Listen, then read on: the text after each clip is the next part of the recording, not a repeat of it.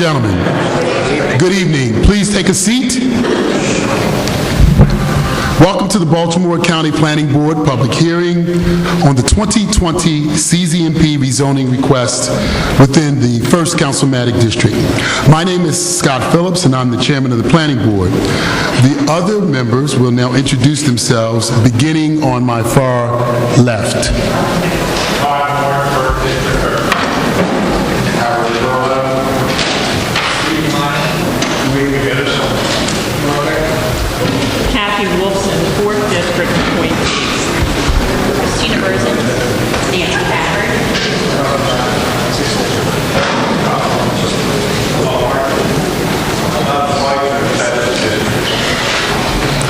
This evening, we're going to ask your assistance, cooperation, and respect throughout this hearing. The speakers who have signed up will each be given a total of 2 minutes to present their position on any of the issues in the 1st District.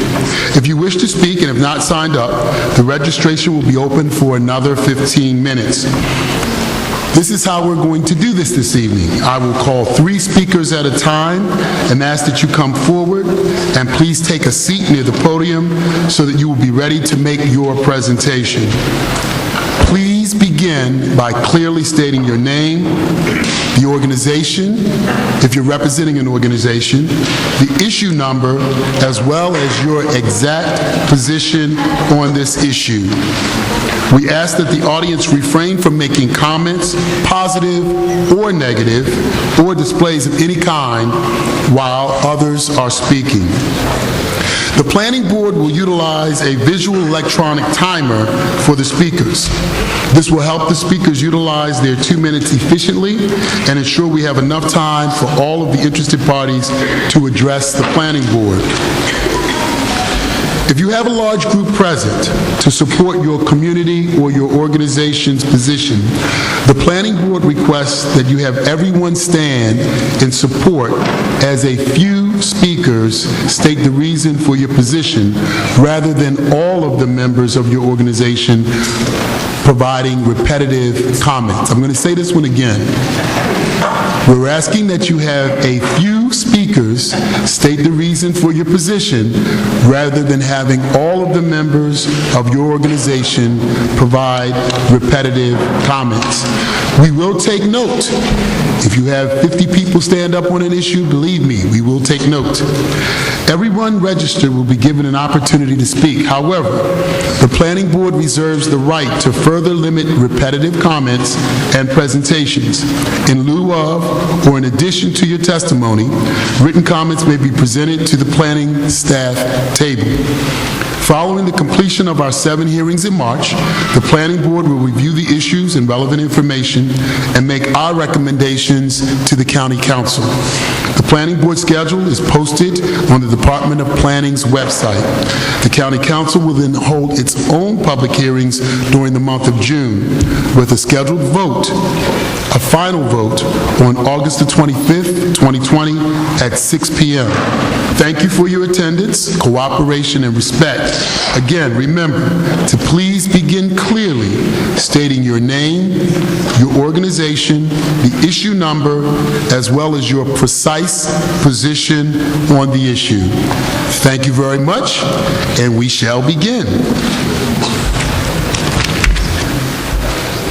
Our first 3 presenters this evening are Don Moeller, Ronald Whitehead, and Shirley Sperlin. Mr. Moeller, County Exec, if you could come forward. And those who are in supporting Mr. Moeller and his position, you may stand. Mr. Chairman, Don Moeller. I am the co-chair of an ad hoc Catonsville Parking Committee group. It's been working for the past year. We are speaking in support of issues 10021 and 1-021 and 1-022. Mr. Chairman, members of the Planning Board, my name is Don Moeller, and I am pleased to represent a diverse group of business and community leaders who have been meeting regularly over the past year to review the need for additional parking in the Catonsville area. Thank you for this opportunity to discuss these zoning issues that are very important in supporting the ongoing economic growth in Catonsville's revitalization district, which has also recently been designated as Baltimore County's first arts and entertainment district by the state of Maryland. I should add that it's a pleasure to see so many old friends here this evening. As you can see, members of the committee are joining me this evening, and although they were each prepared to speak in support of these issues, prolonging your meeting, out of respect for your time, they've asked that I simply speak on their behalf. 2 minutes is not much time, so let me simply cut to the chase. Business in Catonsville are booming, with more exciting venues about to open. That growth is what spurs this request. The parking lot on Melrose Avenue, directly behind Catonsville Square Shopping Center, that serves the social service building, is currently zoned BL. It is our hope that the other properties along Melrose Avenue, from Eggs Lane to Ingleside Avenue, also be designated BL. Such a change will allow construction of additional parking to support the businesses of Catonsville. This is a request that cannot wait. The need is now. We're here to support these zoning changes, and we're very pleased to say that this request has been supported by the county's planning staff. The bottom line is that Catonsville is thriving. That's a good thing. That growth supports jobs, it increases the county's tax base, and it supports the surrounding community. Thank you for supporting this request. Thank you, sir. Thank you.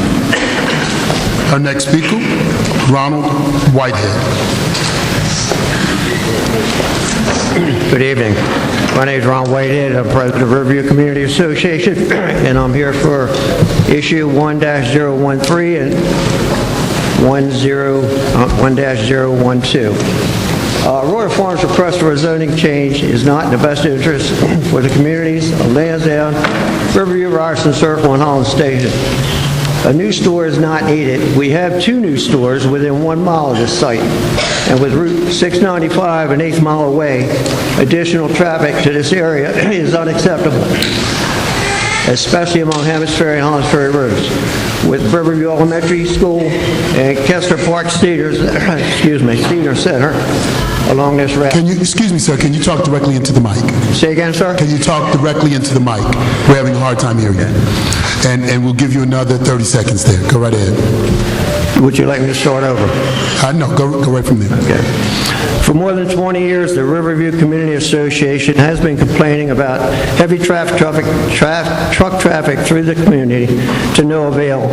Homes along Hollands Ferry Road have had windows cracked, walls inside and outside cracked due to heavy vibrations from these trucks, with heavy wear and tear on the roads, leaving dirt and trash in their wake. Royal Farms say this will not be a truck stop. We say that trucks are using the site now, and it will only get worse if a new, bigger store is built. Riverview Community Association says no to the new store. Thank you, sir. The next person is Shirley Spurlock. I wasn't quite done. I'm sorry. 1012. The Ambrose Funeral Home's request for a crematory. I and my organization support this, and I thank you. You do support that? We do support it. Okay. Thank you. Ms. Spurlock. Yes, my name is Miss Shirley Sperlin, and I live at 2001 Halethorpe Avenue, and I'm calling in charge of... Can you speak directly into the mic? I'm speaking on the 006 issue with 1954 Halethorpe Avenue. My home is adjacent to that. It used to be Kaiser Aluminum years ago, and it's a huge warehouse, and they are asking to have that rezoned as, I think, heavy. It's M light now, and they want MH, which is manufacturer's heavy.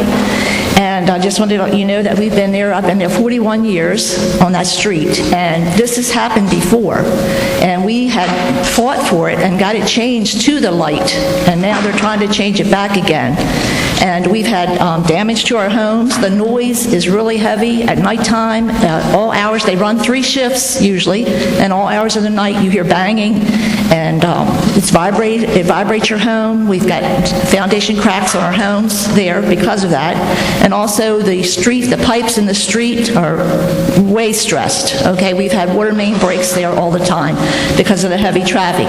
And what we're thinking that they're going to do once they do this heavy equipment, change it to heavy, that they're going to try to have the facility opened up down at the bottom of our street so that they can get in from the backside as well as Halethorpe Farms Road.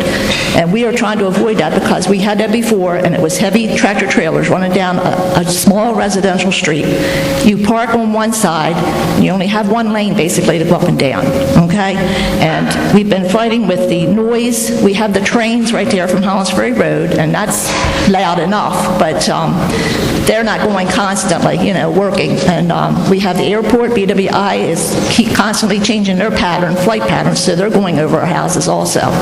And we're just trying to say that we would like to have the zoning left the way it is. Thank you. Instead of the heavy. Okay, thank you. All right. Could I ask Michael Sandell, Michael Tanzin, and Joseph Schmitz to come forward, please? And Michael Sandell, you may begin. All right. My name is Michael Sandell. I live in 1925 Halethorpe Avenue.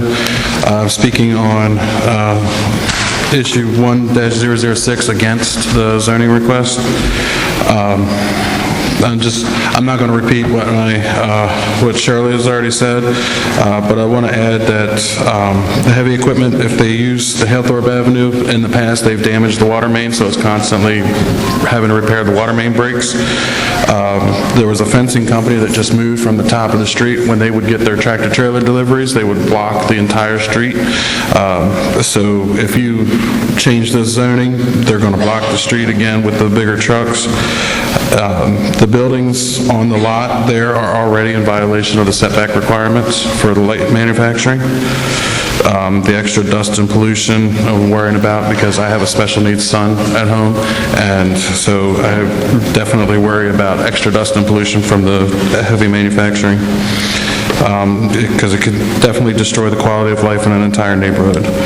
The area around the corner from there is already heavy manufacturing, and the noise coming from there, even through the trees and the excess space, is already way above what noise ordinances should be at different times. And so this will just increase to that. Thank you, sir. Thank you.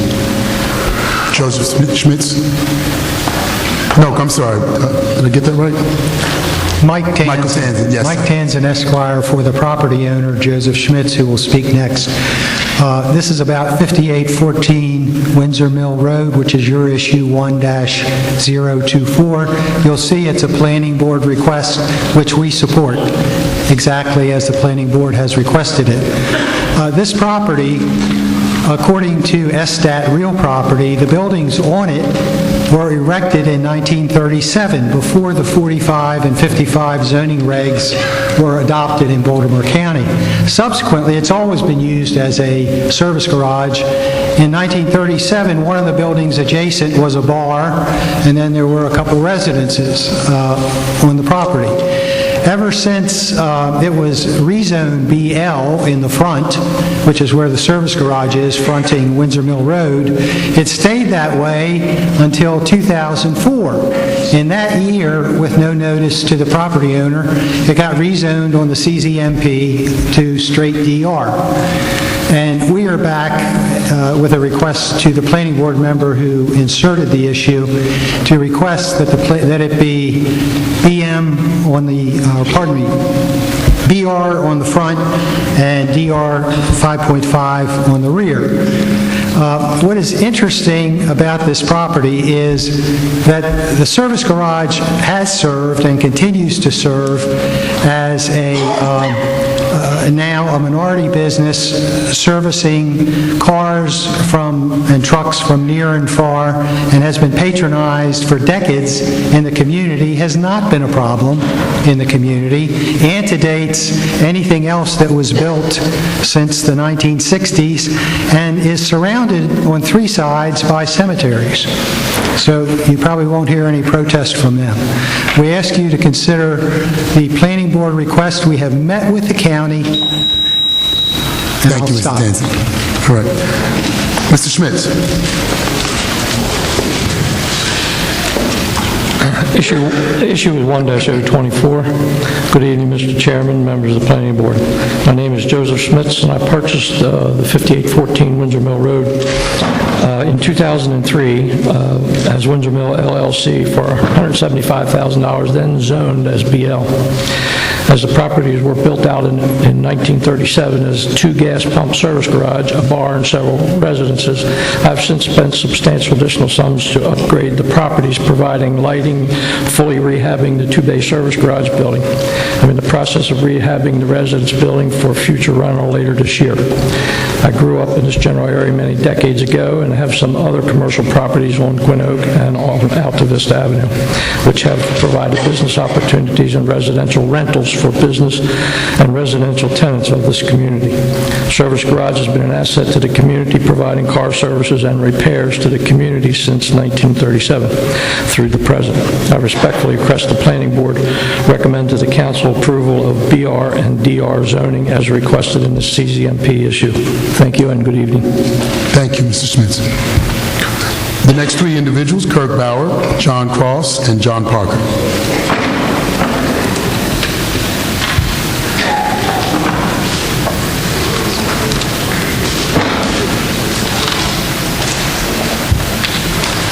And as they're coming, could Robert Jenkins, Cruz Set, and Shirley Supik come forward? We'll start with Mr. Bauer. Thank you. I'm talking about 1009, 1501 Frederick Road. Reggie Siauskas and I are co-owners. Reggie's next to me. Most importantly, we are requesting an ROA, Residential Office Class A zoning designation, not a BL, as was noted on one of the applications. This will keep the house as it is and to be used as an office and keep the residential nature of the place. There are several reasons for this. This is on the corner of South Rolling Road and Frederick Road, 2 state highways. According to one study, there's 18,000 vehicles that go by there every day. Stop at the light, spew their fumes, honk their horns, and what have you. There is, and every kind of vehicle. There's a talking traffic light, crosswalk that goes on 24 hours. Within a few hundred feet of our house is a bus stop, a city bus stop, an elementary school, a nursing home, a church, and a restaurant. The house across the street was a dentist's office for a number of years, and so there is some precedence for this on the ROA. There's a number of accidents that have happened since we've lived there. She's been there since 2001. 2 of those accidents, the cars ended up crashing into the house. One of them caused $12,000 damage to the porch. It's a 7-bedroom house, so it would be really good for a large family with kids. I can tell you that any parent that has kids would be crazy to have to move into the house and have their kids subjected to the traffic and the noise. We're both getting to be seniors. I'm 72.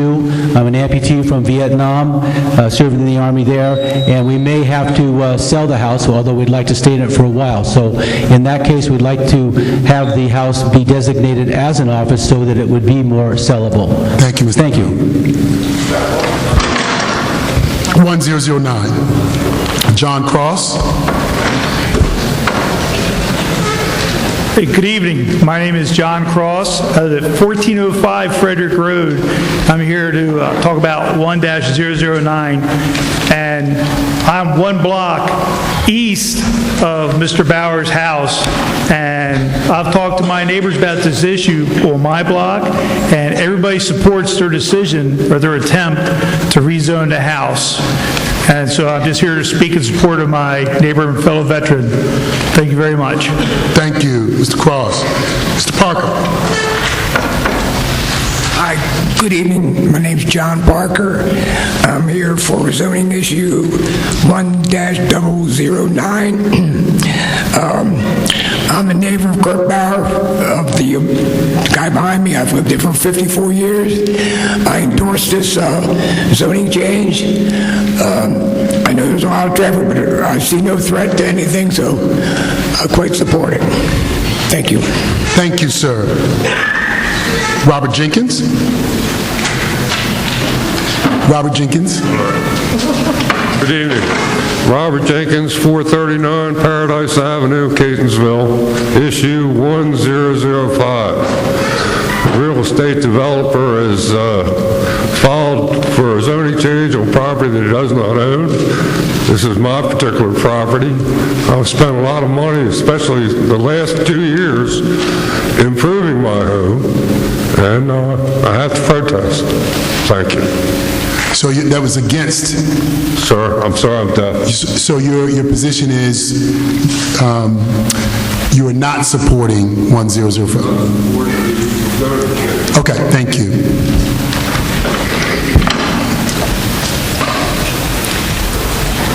Good evening. My name is Shirley Supik, and I am the president of the Liberty Road Community Council, and I am here tonight in support of one of my members. Mohammed Ali is a master Taekwondo teacher, and he is petitioning, his number is 1004, and he is petitioning to operate a school at 1528 North Rolling Road. In this world today, of all the hatefulness and the violence that we have, Mr. Ali presents to this community a place where children can come and learn to stand up to a bully without thinking of using a gun or a knife. He will give them the ability to have the self-confidence to stand up to a bully without violence. He will teach them self-confidence. He will teach them discipline. And in the world today, a lot of times even parents can't get the children to do that. I believe that, he has a petition here that every one of his neighbors is in support of his business. Many of them are members of the Woodbridge Valley Association. He has talked to people in District 4 and 44B, and everyone that he speaks to practically is in his support. I personally think that this community would certainly be improved with someone like Mr. Ali and his school of Taekwondo. Thank you so much. Thank you, Ms. Supik. Cruz set, and as Cruz set comes, could I have Linda Rieger, Ron Slaughter, and Muhammad Ali? And following them will be Joseph Hu, Sharon Schuler, and Cindy Kublet. Mr. Seth.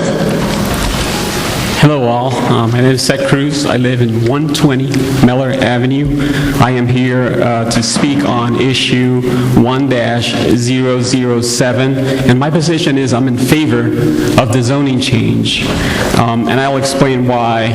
If I quote the justification of this zoning change, the second paragraph reads, "The proposed change is in keeping with the feel of the neighborhood," and that is true. I support that statement. The last paragraph has another statement saying, "Any impact to the surrounding community will be minimal," and I agree with that statement. I'm in support. The third paragraph, however, has another statement that I like to quote for you, and the justification says, "Maintaining the zoning as is renders the southern portion of the property useless." This is true. However, I think it falls short from the reality. What we have in this property right now is vandalism, trespassing, squatting, and dumping. And I'll give you an example. A summer night in 2013, I was sitting at home and I heard a loud explosion outside. I opened the front door after that jolt and saw the neighbor. He was on this property and he was running with a shotgun, crossing from this property that we're discussing today across Mellor and into his house. I called the police. There was an investigation. In the interest of time, there was a $500 damage to the parking lot. A light had been destroyed. As you consider voting in favor of this zoning change, please understand that what you will be doing is giving this neighborhood a peaceful existence. Thank you very much. Thank you, sir. Linda Rieger. I didn't write down the zoning number, but it's the south... 1033? Yes, that's it. Okay. Tom Quirk has mentioned on social media about the Rolling Road Golf Club. The acreage of the houses, they're going to be bigger houses and more acreage per house. I think that the problem with South Rolling Road is the congestion that's going on. We have a tremendous amount of traffic that backs up at CCBC. We have a tremendous amount of traffic that's backing up on Hilton Avenue. I personally walk the roads and I'm picking up trash. So adding more homes in this area and congesting the area and the feasibility of students being able to go to the districts that they want, adding more homes, I think is a bad decision. We have a Patapsco waterway issue where the water is backing up. It's happening in Harris County because of all the building that's going up on Rogers Avenue, coming down through Ellicott City. So we have a flooding issue. So I'm maintaining and I'm asking that you leave the golf course alone, leave it as a watershed area so that if there's a spillage over at the Patapsco State Parks, that we have that area where the water can go somewhere. And then we talk about green. And all we do is, all that I see going on in Catonsville, you're ruining it by all this building going on. There's houses, there's development, you're taking away all the green spaces. So I'm asking that maybe you keep this area as a green space for these kids to go to, and for the neighbors. That's basically it. Thank you. Ron Slaughter.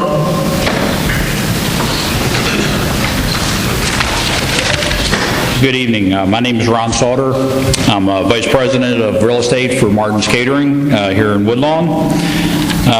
Giving testimony on issue 1-014, which comprises of 14.5 acres of property at 6817 Dogwood Road. It's between Belmont Avenue and Lord Baltimore Drive. We're asking you to make no changes to the existing BM zoning that is applicable to the property currently. Martin's is owned the family business. We have 6 catering halls throughout Maryland, 3 of which are in Baltimore County. Issue 1-014 involves our flagship location, which is Martin's West, which is located just off the Bellway, Windsor Mill Road, or in Windsor Mill. Been at the location there since 1964. Over the years, the facility has grown, now incorporates several outbuildings and parcels, all of which have been involved in 1-014. These outbuildings and parcels are used for outdoor events, office space, storage areas, and housing for some of our employees as well. The CZMP application, issue 1-014, was submitted by an unrelated third party without knowledge, and I'm here to tell you that we have every intention to continue operating as Martin's West, and the current property to remain with the BM zoning. Thank you, sir. All right. Muhammad Ali.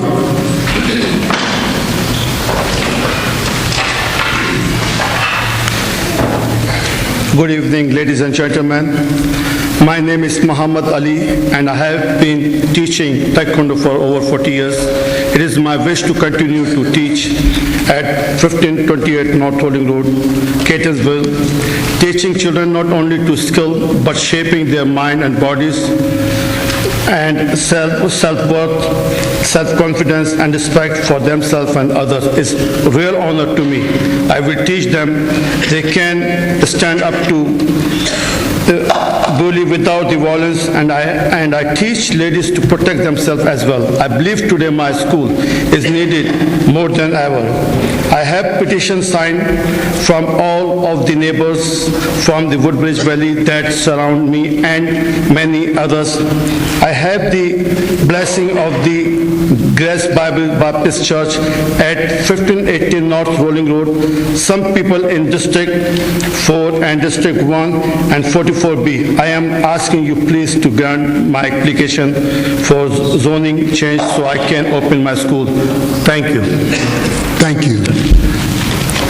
The next three speakers are Joseph Hu, Sharon Schuler, and Cindy Kublet. I'd ask Louis Kublet, Kristen Otero, and Dorothy Phillips to come forward. Mr. Hu. Yes, ladies and gentlemen of the board, thanks for coming tonight. My name is Joseph Ho. I live at 3005 Hammonds Ferry Road. I'm here about issue 1-012. For the record, I did not request a zoning change, and I'm opposed to the Royal Farm Store and the Potters having their property changed to commercial. I think that by naming this my property address, it's caused a lot of confusion in the community. It's been unfair to me. I represent my neighbors, the Madams, the Kratzes, the Bouchers, the Lopezes, and various other business leaders and employees. If they could all please stand if they're here. This project will inversely condemn my home and bordering residential properties around my home, will destroy our community property values, will reduce the number of homes in our community, will reduce the amount of green space in our community, will increase crime and pollution of all types, will hurt surrounding businesses, will hurt a community conservation area, goes against the 2020 Baltimore County Master Plan, and goes against the recommendation of our planners and planning department.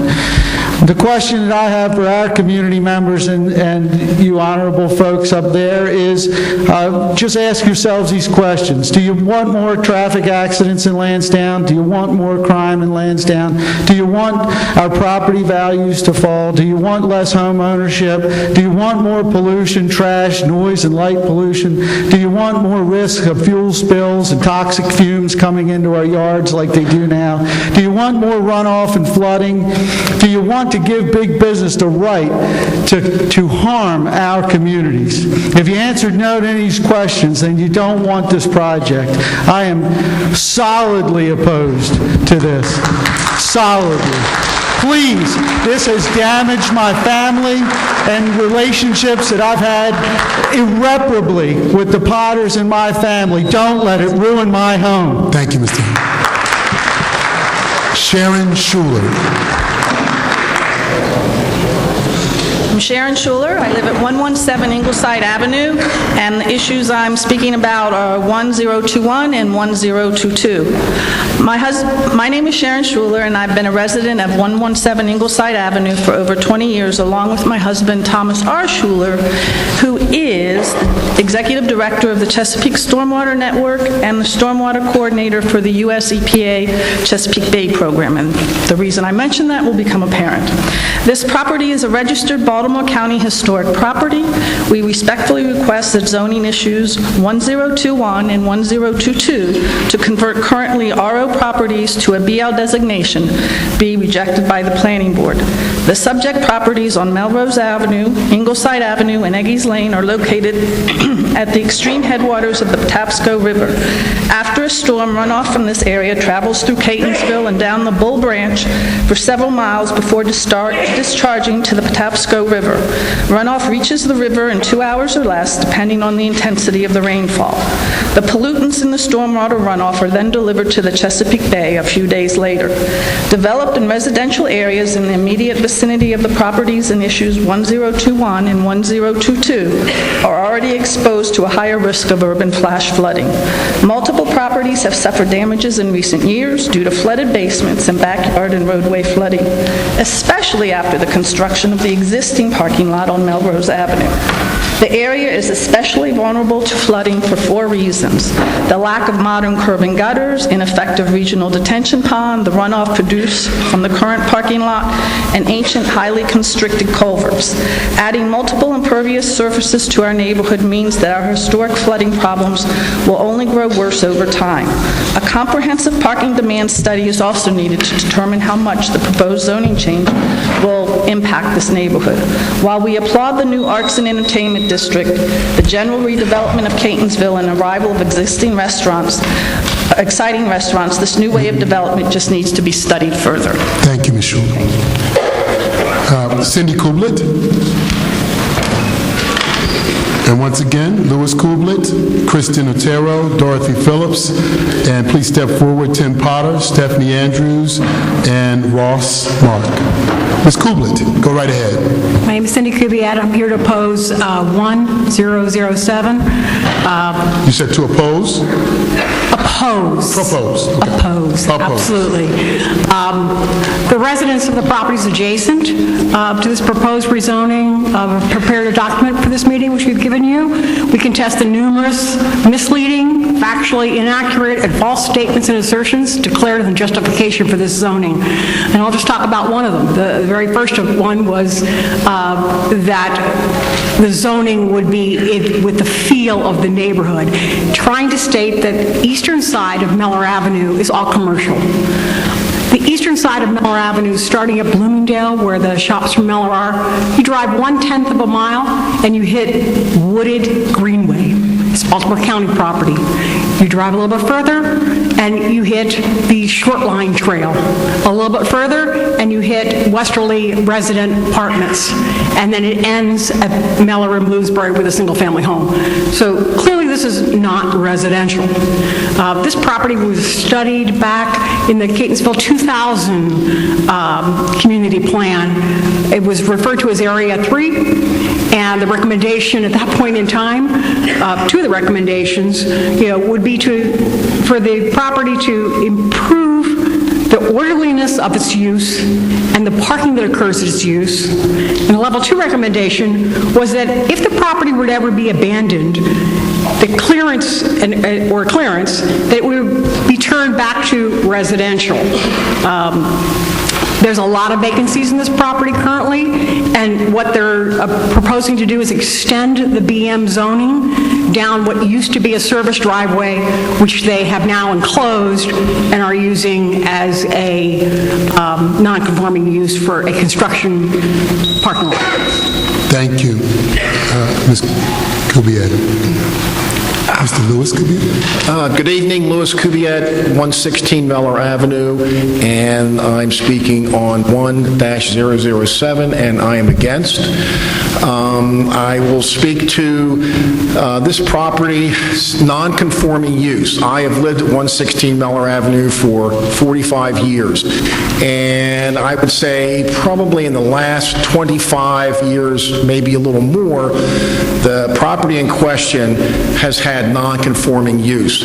The owners of the property continually use this in a way that they're not allowed to by the zoning.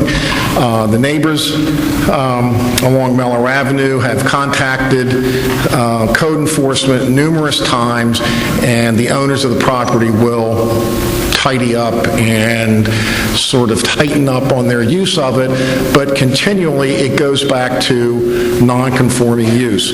So I guess the neighbors were afraid of, if they're in such egregious disregard for the use of it now, I can only imagine what they'd do if it went to BM from the residential zoning. So from the standpoint of it, being in the neighborhood and residential, we are just against it. Understood. Thank you, sir. Thank you. Kristen Otero. Hello. My name is Kristen Otero. I live on Dogwood Road. I am here supporting issue 1-17 and 1-35. There is a packet of information. I'm also a new member of the GPCA, and you should have a packet of information. I'm also representing myself. I am a conservationist. So I realize that coming up to speak to the planning board, we're kind of at odds. I'm also in the process of finishing up my master's in healthcare at the University of Maryland. I'm studying particularly the healthcare along the Patapsco, folks that live along the Patapsco in my community. And I'm also a hospice nurse who has served the members of this community. I also belong to a Facebook page that volunteers to pick up trash along Johnny Cake Road and along the Patapsco. So you can imagine what we find alongside the road every weekend. So I think I have a pretty good understanding of what it means to be a contributing member of this community, and let me just tell you, I'm a conscious voter. I'm speaking contributing to the quality of life, particularly the quality of life along Johnny Cake and along Dogwood, and that you currently have zoned business major. In particular, the increase in traffic causing increased air pollution, decreased water quality, and increase in trash. I would urge the board, the Planning Commission, to lean toward land conservation so that you continue to have members like me, contributing members in the community, and so that other members can remain as healthy as possible. Thank you. Thank you, Ms. Otero. Let me ask you one quick question, because it sounded like you mentioned two issues. That was 1035. Yes. Not in my notes. Thank you. Oh, I'm sorry. No, it's fine. Oh, is it clear? Okay. Yeah. Okay. Dorothy Phillips.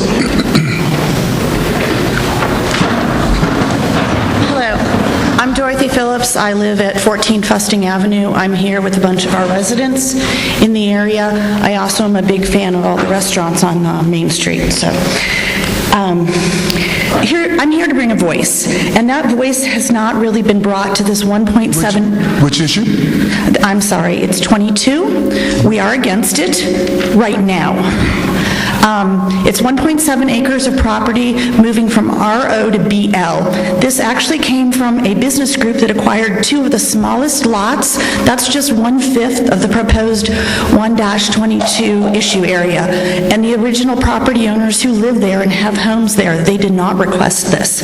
Last week, the neighborhood was finally brought into the conversation, and we do thank Mr. Quirk and the ladies from the planning office for that, to show us printouts and explain what had been seen. However, there was a lack of transparency from the individuals that came out requesting the zoning changes. They had brought together a parking committee, and that's promising, but there were vague plans stating we need parking, but that doesn't make sense. If you look at the parking lot that already exists on Melrose, it's empty. It's empty all the time. So we are just asking you to put a pin in this, because the section that we're talking about where they want to put the parking lot that Mr. Moeller spoke to is 0.35 acres, under 20% of this area that you're looking to do in issue 22. It would be adding more permeable surfaces to an already flood-challenged area, and it's something we need to address as a community. We need a thorough professional study before we move forward. That current parking lot on Melrose, 24 Melrose, it was constructed under RO zoning, so you don't necessarily need to rezone this to make Mr. Moeller and his friends happy. We support the businesses. I would like to go have dinner every night and have options. Thank you. But we'd like a study. Thank you. Tim Potter.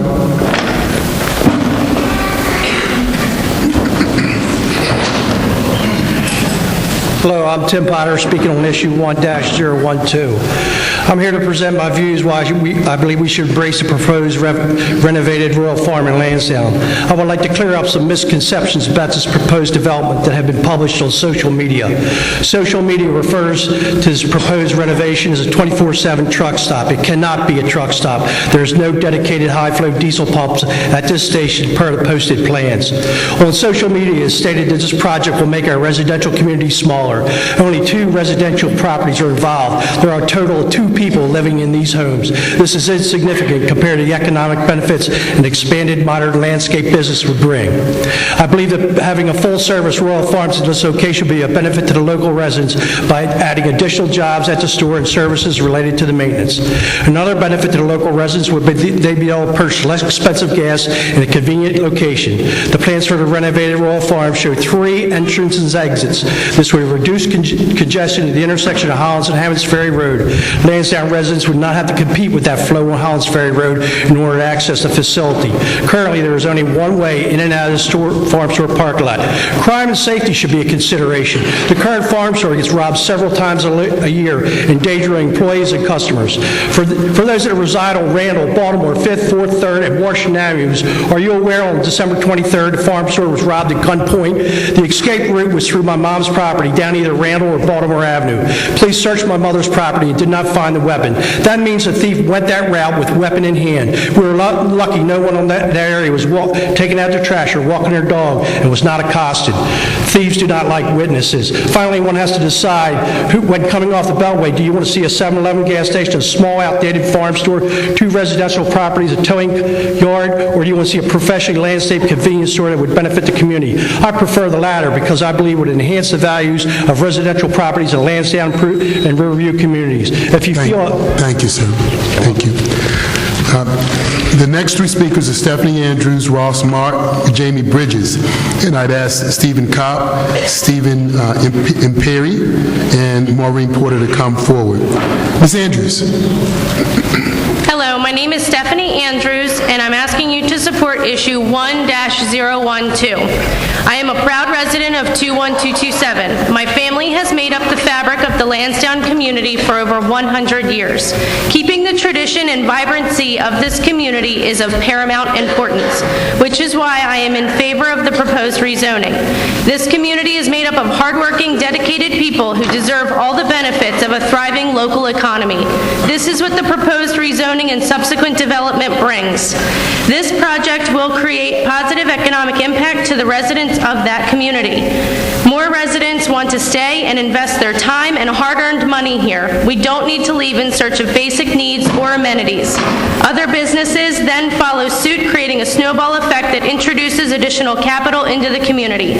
Studies show that there is a direct correlation between a thriving local economy and resident satisfaction. The proposed rezoning directly impacts 2 parcels of land my family owns. Both are currently zoned residential. Both homes were built in the early 1900s, and both homes only have 1 restroom. Failure to rezone these parcels would result in the need to raise them, resulting in further crime and a breeding ground for trespassing. Developers can have a bad reputation. They are often seen as imposing their ideas onto local residents. However, this proposed plan is exactly what the community needs. In recent years, development in Lansdowne has become stagnant. The last major development was the Hollins Station townhomes, which became a great success. This new development will re-energize the community much in the same way. Please consider voting in favor of 1-012. Thank you. Ross Mark. Good evening. I'm Ross Mark. I'm a resident of Catonsville, and I live at 38 Melrose Avenue. I'm directly affected by issue 1-021 and respectfully request that you all do not recommend this change. My wife and I moved to Catonsville because of the community. It's not often that you find such a proud and tight-knit community like Catonsville. When we moved there, we were just a family of 2. Now we're almost a family of 5, so we're excited to bring our kids up in Catonsville. We feel especially lucky that we've been present for the latest revitalization of the Catonsville community with restaurants and businesses. Zoning issue 1-021 proposes that my property and 3 of my neighbors get rezoned from RO to BL. During community meeting, we were told by the leader of the Catonsville Parking Committee, Mr. Don Moeller, that this change was needed to alleviate parking concerns. Mr. Moeller was asked several times for a specific justification or a plan regarding the rezoning of our properties. He stated that because other properties on the opposite side of Melrose Avenue were being considered for rezoning as part of 1-022, which someone spoke to, the Parking Committee created this proposal that affects our properties out of fairness and to maintain board consistency. This proposed action seems much more like spot zoning than a rational plan for expansion. Then and tonight, Mr. Moeller provided no justification or explanation why the rezoning of 4 residential properties owned by people who did not ask for this change or may not have moved or never want to move as a result of this parking lot would help alleviate a parking shortage. It doesn't sound fair at all. There is currently a parking lot on Melrose, as someone brought up. This lot is, and we've been told this lot's at capacity every day. Ongoing video footage shows that this isn't true, it's underutilized, and it's at 50% at most during the business day, and on nights and weekends, it's almost completely empty. The Catonsville Parking Committee hasn't adequately or responsibly studied the community's parking availability. The committee has not addressed the concerns of residents affected by these zoning changes, myself and my neighbors. The committee has not provided any research to us on the impacts the changes would have on our property value, resale opportunity, or taxation changes. Most importantly of all, the committee has not provided any plan with their request for rezoning 4 single-family homes to business local for parking. If the Catonsville leadership and county council cross the line by developing business community at a cost to the people who are the community, it's gone too far. I oppose this. Thank you very much for your time. Thank you, sir. Jamie Bridges.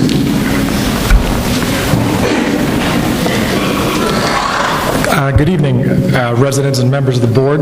I'm Jamie Bridges. I live at 114 Mellor Avenue, and tonight I'm here to oppose CZMP issue 1-007, a request to upzone 1.64 acres at 99 Mellor from DR2 to BM. According to the issue request, the action would allow the expansion of an illegal non-conforming use of the parcel for contractor storage.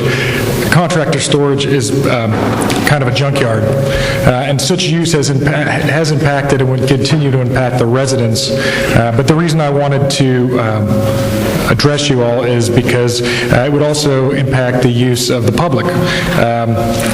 There have been a whole lot of individuals and business owners and public servants and elected officials who've worked really hard to make Catonsville a pretty good place. And adjacent to that parcel would be Catonsville Elementary School, in which the state and the county invested $32 million just recently to completely renew. There's a ball field right across the yard from Catonsville Elementary, and boy, families spend thousands of hours every summer down in there, and it's a really vibrant place. The Short Line Railroad Trail is going in more and more, and there's been a lot of elbow grease, a lot of work put in down there, as well as some money. And Mellor Avenue in the summer, we've got the farmers market, and on the 4th of July, it's like a pedestrian highway. So it is a residential district, but it's got great educational and recreational opportunities with a farmers market, and it's right there in the new Catonsville Arts and Entertainment District. So, and it's also connected to downtown Catonsville, which is booming right now. So, wow, a lot of people putting a lot of work on this, making it the place to be, and I would just say that it is not a place to put junk. I am here to oppose issue number 1007, and thank you very much. Thank you. Stephen Kopp. Stephen Kopp from Parkview Trail Homeowners Association, speaking in favor of 1-017. Johnny Cake Road between Cross Trails and the river is very windy. It's not suitable for commercial traffic. It's in dire need of updating. I invite everyone here to drive that section of road, especially during a rain downpour when the water is going across the road in two spots. And then come back in the wintertime when it freezes. Really bad road. The sides of the road years ago have had large rocks placed there to stop erosion. Hope you are not forced off this road by oncoming speeding traffic that crosses the W line.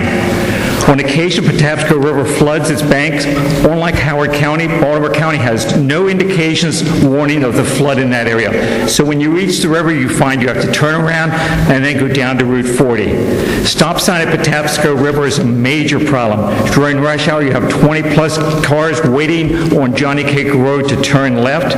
And if there's a train in Howard County, forget it. Then there's the bridge with two sharp curves, one on either side. We've had a tractor-trailer stuck on that bridge recently, and too many tractor-trailers find that this is now a shortcut to come across Johnny Cake Road up to the Security Boulevard area. They're using their GPS, and this is not meant for commercial traffic. It's my hope that you will listen to what our citizens are saying and will approve this zoning request. You also have a packet number 32 for an upcoming speaker. Thank you for your time. Thank you, sir. Stephen Imperi. And as Mr. Imperi comes, Christopher Zack, Maureen Potter, Maribeth Dimer, please come forward. Robert Teller, Jan Lalomia, and Sarah Kopp, please come forward. Mr. Imperi, I'm sorry. First person at this mic. Thank you. Why not? Good evening. My name is Steve Yampieri, and I own Jennings Cafe. I oppose the rezoning request of 1021 and 1022. The reasons why I oppose, Jennings Cafe was directly affected by the last floods. We had 7 feet of water in our restaurant, in the basement, and lost 9 cars, and people were scared to death. We are downhill of the proposed zoning requests that people are requesting. In light of all the new development that's taken place over the last few decades, and with the current development going on in our neighborhood, with very little to no community involvement, and with some future development plans on the way, again, with very little community involvement, we're all concerned about the parking shortages. We're also concerned about the stress that's being placed on an aging infrastructure and how this will affect our economy and our community. I know firsthand how unintended consequences of the insufficient infrastructure, what it can do. Let's not let it happen again. Any public or other parking use on Melrose should be established by a zoning variance, not a zoning change. That would offer ultimately more retail, more development, and possibly some parking. The proposed zoning request will not solve the parking crisis or the infrastructure. It will only exacerbate those problems. In conclusion, while I do see a need for more parking, I firmly believe that there are other options available besides zoning changes to meet the parking shortage. Spot rezoning, as it's being proposed, is not the answer to the current crisis or the aging infrastructure issues affecting downtown Catonsville.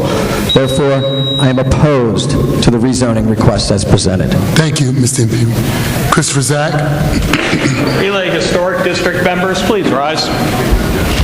Greetings. I'm Christopher Zach, President of the Relay Improvement Association, and I bring you warm fraternal greetings from the Relay Improvement Association Board of Directors and the members of the Relay community.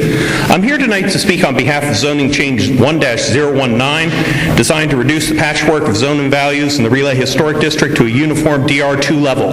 We are in support of this.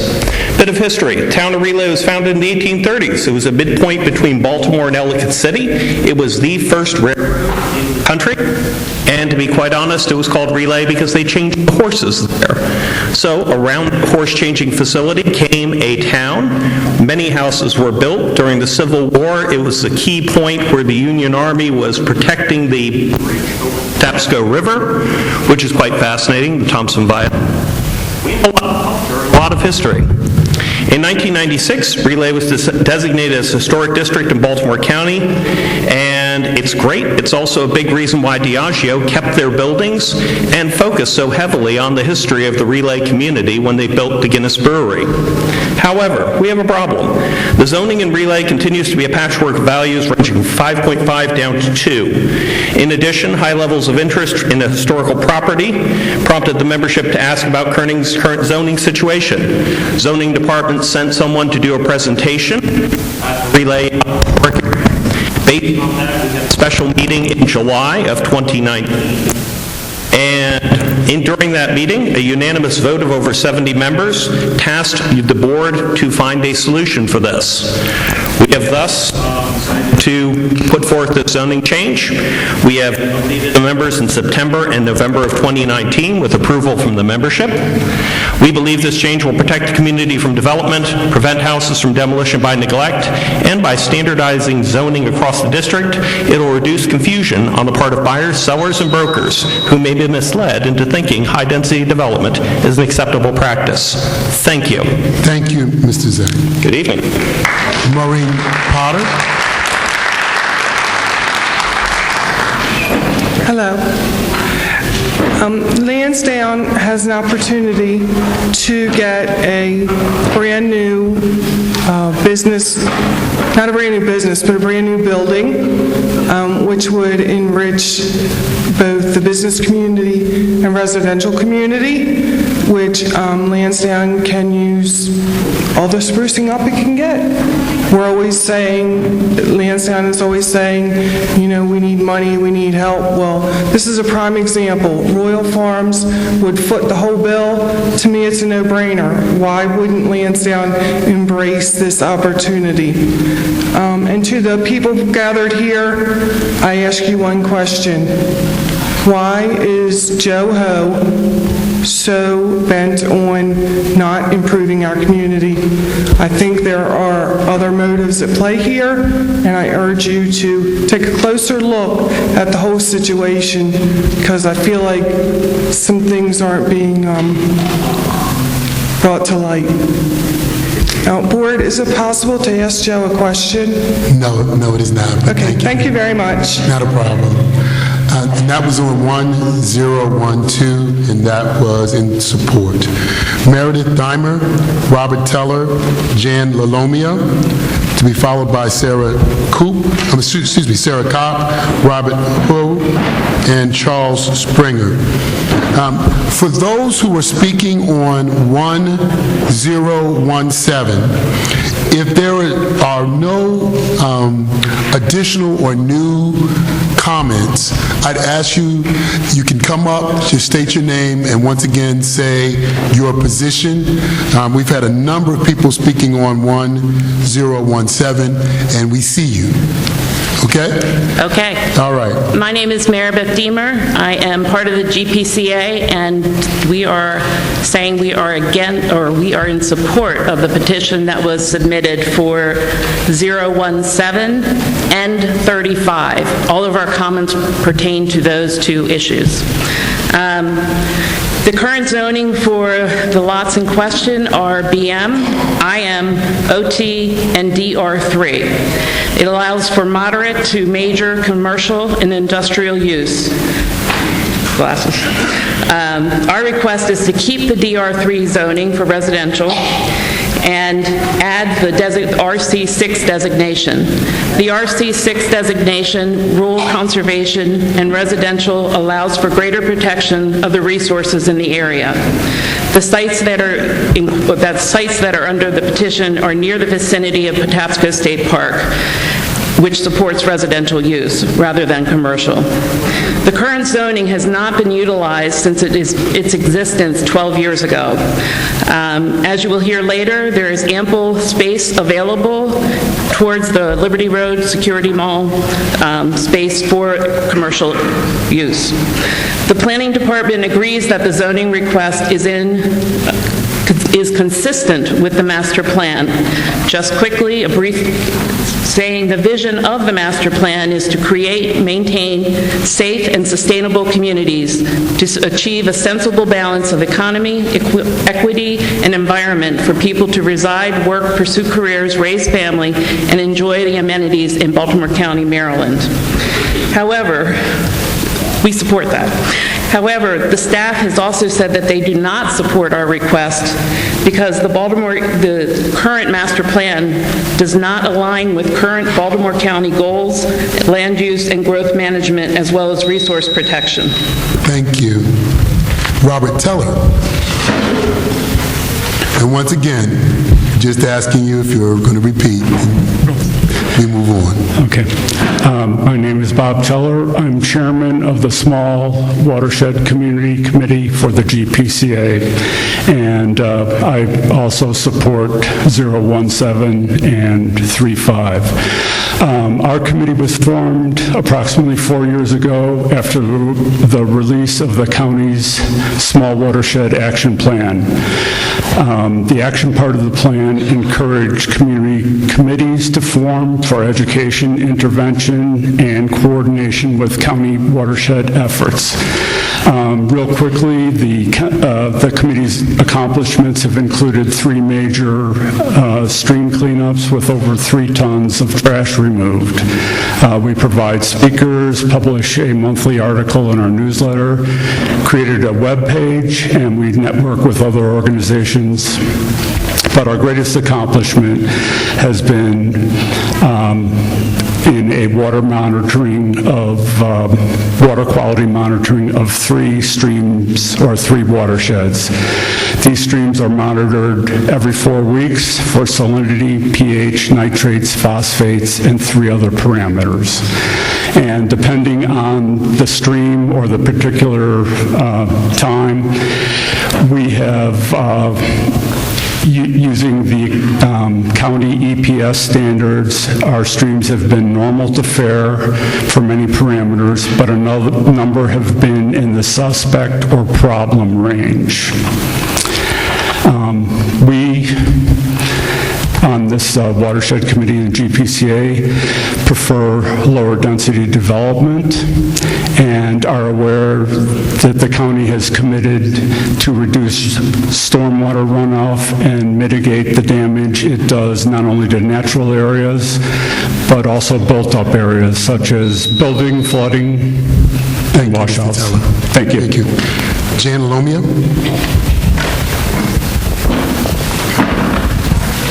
And as you come up, please sit on the front row. Yes.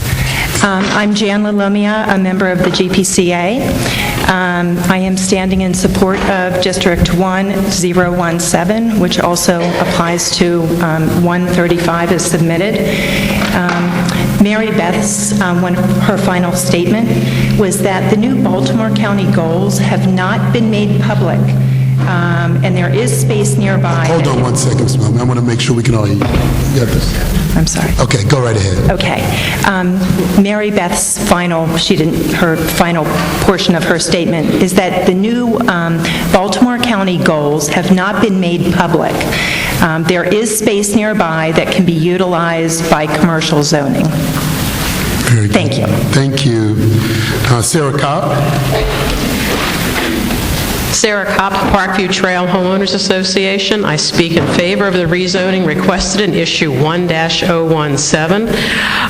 The current BMIM zoning of this parcel will impact the fragile environment of this area, bringing commercial traffic and big rigs into the two-lane narrow bridges in this area would severely impact the quality of life and property values for all of the surrounding communities. Why not redevelop Security Square Mall and its surrounding acreage, which is already zoned BM. We don't need more industrial and business zoning in a primarily residential area. It is my hope that the Planning Board and County Council will listen to what the citizens of these impacted communities are asking for and will approve this zoning change. Thanks. Thank you. Robert Ho.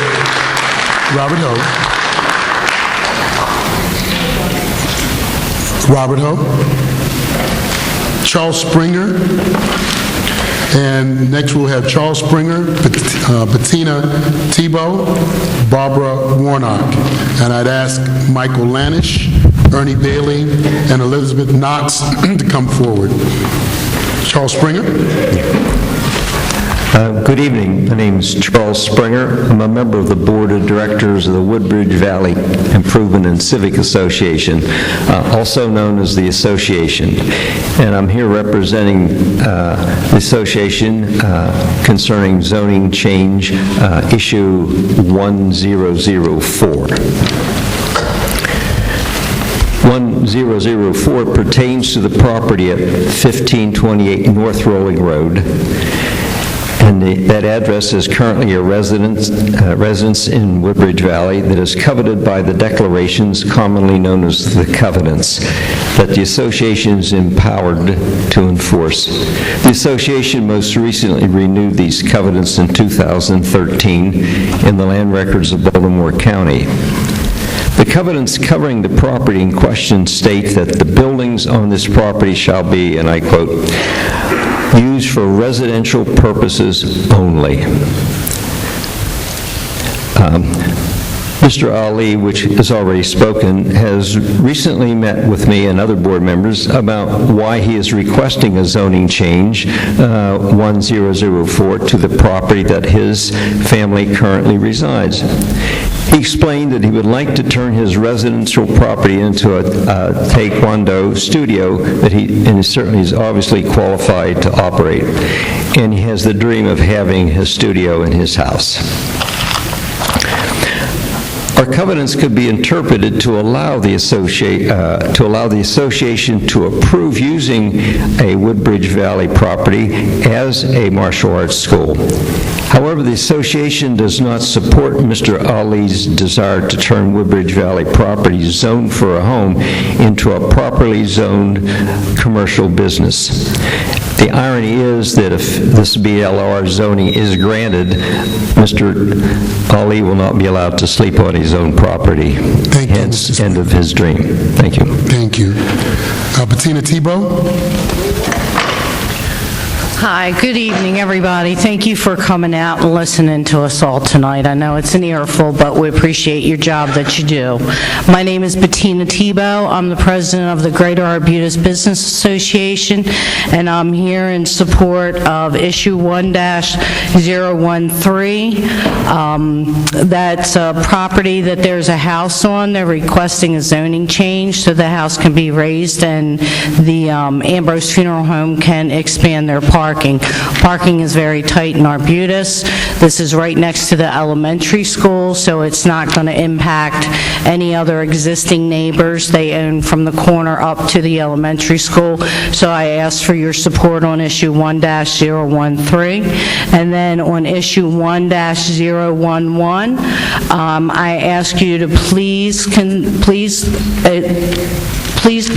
change the zoning from residential office, which this property location at the corner of Sulphur Spring Road and Carville Avenue, which is also East Drive and Oregon Avenue, it's a very unique intersection. It's the center of Arbutus, and they are singled out as a residential RO zoning. Everything around them is the BL zoning. Everything. A couple blocks up the street this way, that way, up East Drive. Only thing that's not zoned commercial is on Carville Avenue. East Drive, Sulphur Spring, and Oregon all have commercial. They are surrounded by commercial.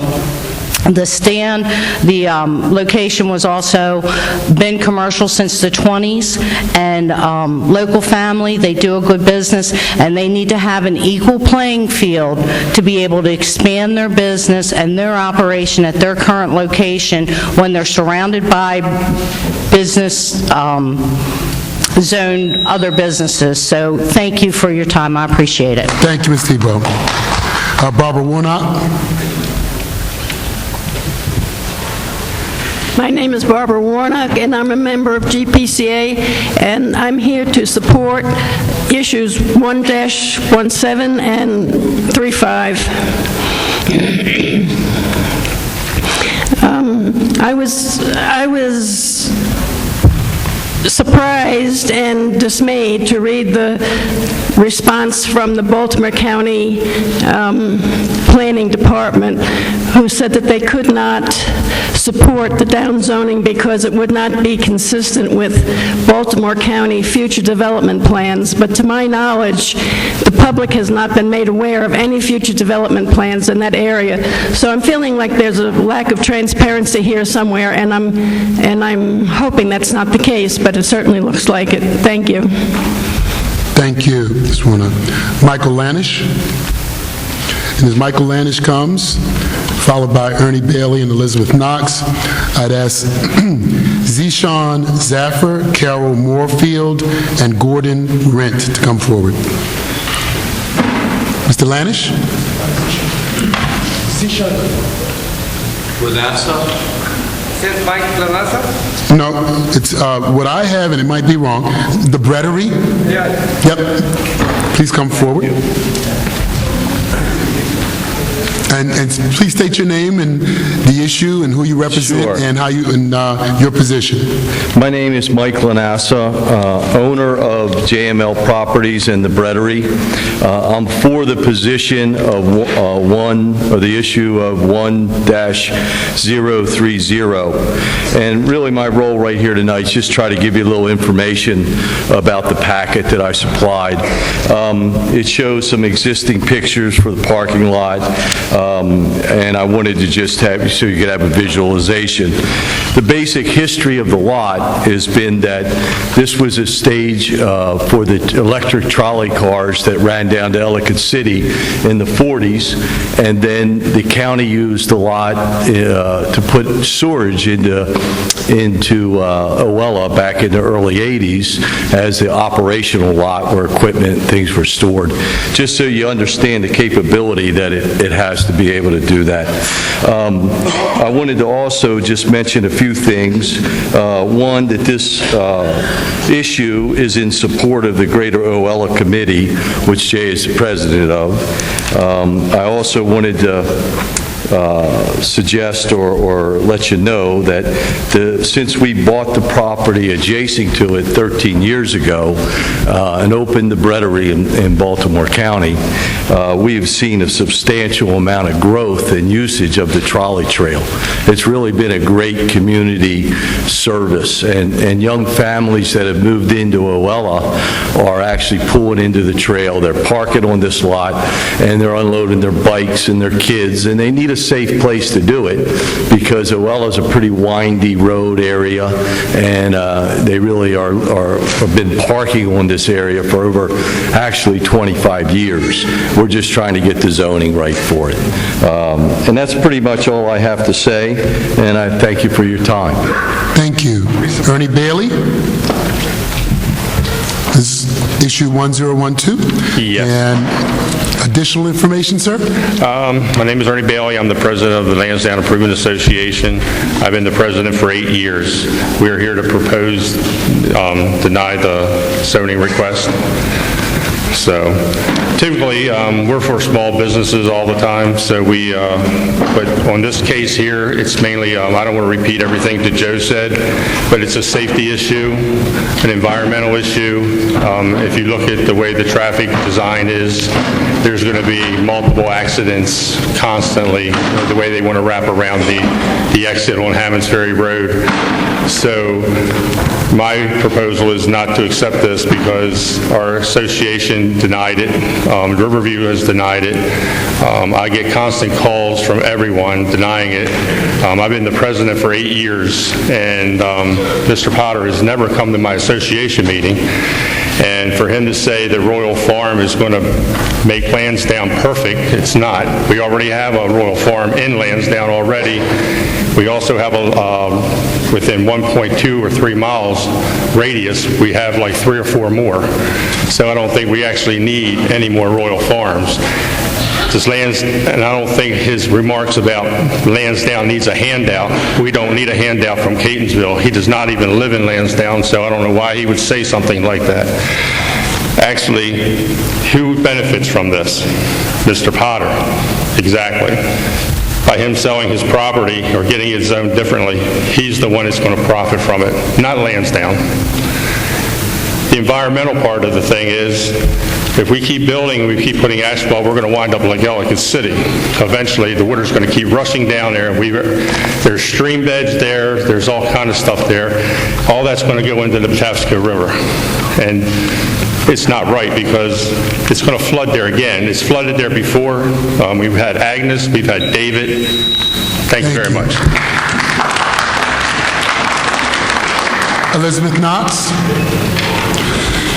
Good evening, ladies and gentlemen. My name's Elizabeth Knox, and I oppose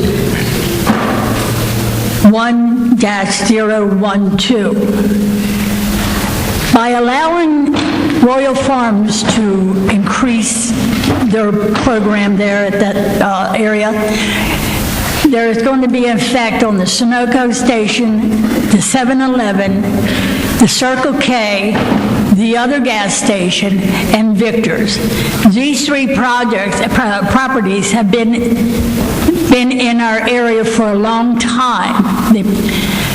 And when you come off the Beltway and you turn left on Hammonds Ferry Road and you go down Hammonds Ferry Road, you see a trailer park, you see a business that cracks up stones, you see business that rent cherry pickers, you have a car lot, you have a gas station, you have a funeral parlor, you have a restaurant bar, and if you go down further, you have another bar.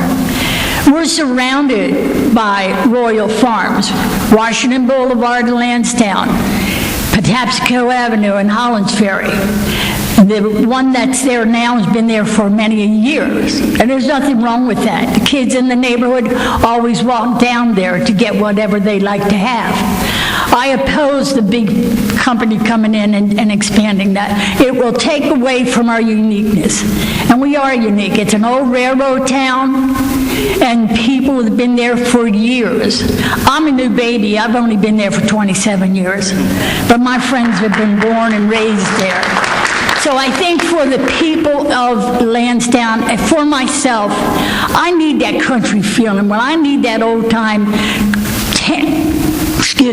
town feeling when I come home. I've traveled. Thank you. Thank you very much.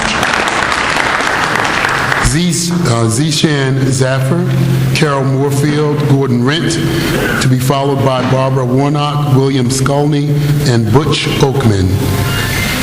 Mr. Zaffer.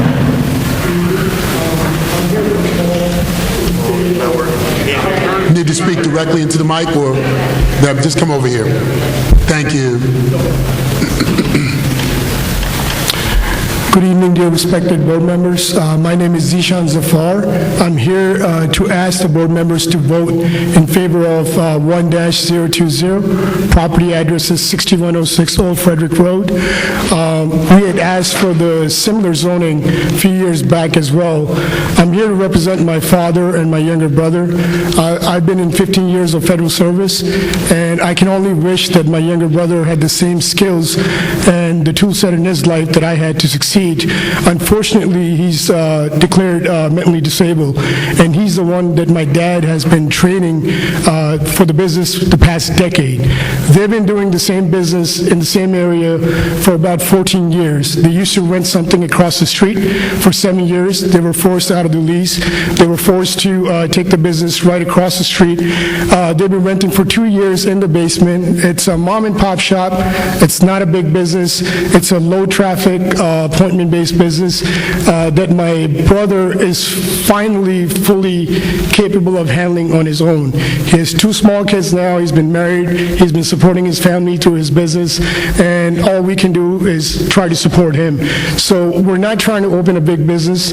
I mean, there are several big businesses within the area, within a few feet. I mean, within a few hundred feet, there's a Walmart, and then there was something approved right down the street within a couple of hundred feet, a Dunkin' Donut and a small shopping center. All we're trying to do is open a tag and title office and let him operate and feed his family. And I urge the board members to look at this closely and let him support his family. Thank you very much. Thank you. Carol Moorfield.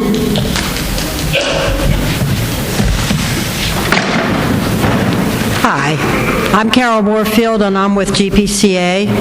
I'm going to skip the things that you don't want me to repeat. Thank you. I'm in favor of issues 1-17 and 1-35.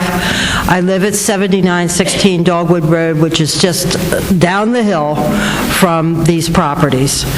I want to talk about the Patapsco Granite Community Plan, which is part of the master plan.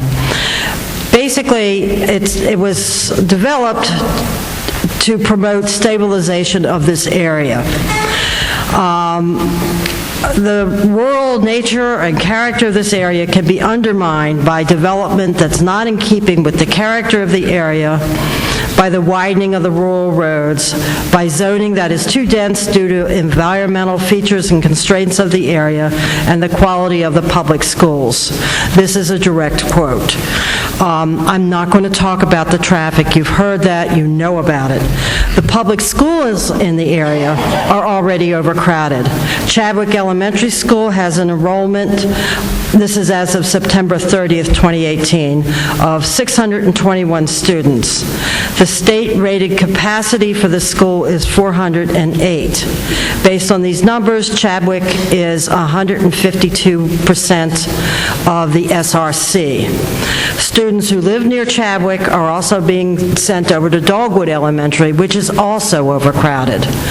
It's very important that we understand that the schools are overcrowded before I say to you that we have a huge development in the works that is being built now and will continue to impact the roads, the schools, and the quality of the area. That development, if you're not familiar, is Patapsco Glen. The proposed zoning of DR3, in other words, down zoning, is in keeping with the character of the area. Thank you, Ms. Murphy. Mr. Rent. Gordon Rent. Barbara Warnock. William Scully, I'm sorry. Good evening, all. My name is Bill Scolney. I live at 10813 Davis Avenue in Granite, Maryland, and I'm here representing GPCA as well as the Granite Historical Society in support of 1-017 and 1-035. I'm currently Vice President of the Granite Historical Society. Having come from an old rural small town in north central Pennsylvania, I've been very pleased with my discovery of the rural historic areas of Granite and its surrounding areas. As such, I would like you to bring your attention to what I think is one important point in support of the issues. It starts with the Maryland Historic Trust, an agency dedicated to preserving and interpreting the legacy of Maryland's past. One of the programs administered in the Maryland Historic Trust is the Maryland Heritage Areas Program. These areas are locally designated and state-certified regions where public and private partners make commitments to preserving historical, cultural, and natural resources. There are 13 such certified heritage areas in the state. One of those happens to be the Patapsco Valley Heritage Program. Don't know if you're familiar with it or not, but its mission is to preserve, protect, interpret, and restore the environment, history, and culture of the Patapsco River Valley. In your packet is a segment of a map that was presented with the GPCA. If you get a chance to take a look at that, the dotted line or the dashed line represents that heritage area. At the top, I have highlighted a couple of the roads, Johnny Cake Road, Dogwood Road, and Hollowfield Road that crosses between them. In the middle there is a little X, which is where the proposed areas are. If you notice closely, it's really close to that Patapsco Heritage area. Based on the close proximity of the subject area to the heritage area, a large industrial area would certainly not be in character with the surrounding area, and in my opinion, has the potential to have a significant negative impact on this area and thus the Patapsco Valley Heritage Area. Thank you, sir. Thank you. Okay, Butch Oakman, to be followed by Kathy Shackelford, Denise Moranto, and Kathleen Scalding. I'd also ask Richard Severo, Sean Davis, and Steve Gavada to please come forward. Once again, please, only additional information regarding those issues, 1017 and 1035. I believe the next four speakers are speaking on this issue as well, correct? You may go ahead, sir. Just ask you to be concise. Okay. My name is Butch Oakman. I am talking in issue number 1-017. I'm a resident of the Woodlawn, Windsor Mill area, and I am the president of the Greater Patapsco Community Association. GPCA and I are for the downzoning of issue 1-017. With the proposed downzoning of the site, it will align with the existing communities that match or desired density of the neighborhood. This will give a reduction of an already overcapacity road traffic compared to what would happen with the existing classification and its uses it permits. Will reduce potential impacts to the quality of water and the runoff in the stream systems in the surrounding areas. Plus, it is easier for complying with environmental regulations. The DR 3.5 will give more open space to the site that is the most desirable, in which the RC6 zone, which borders on the northern portion of the site. The existing zoning classification was made for anticipation of the Social Security facility and the Red Line Metro system, which are no longer anticipated uses. I urge you to visit our area between the hours of 5 and 7 to get the idea of what all these people here behind me talk about. Thank you. Thank you, sir. All right, Kathy Shackelford.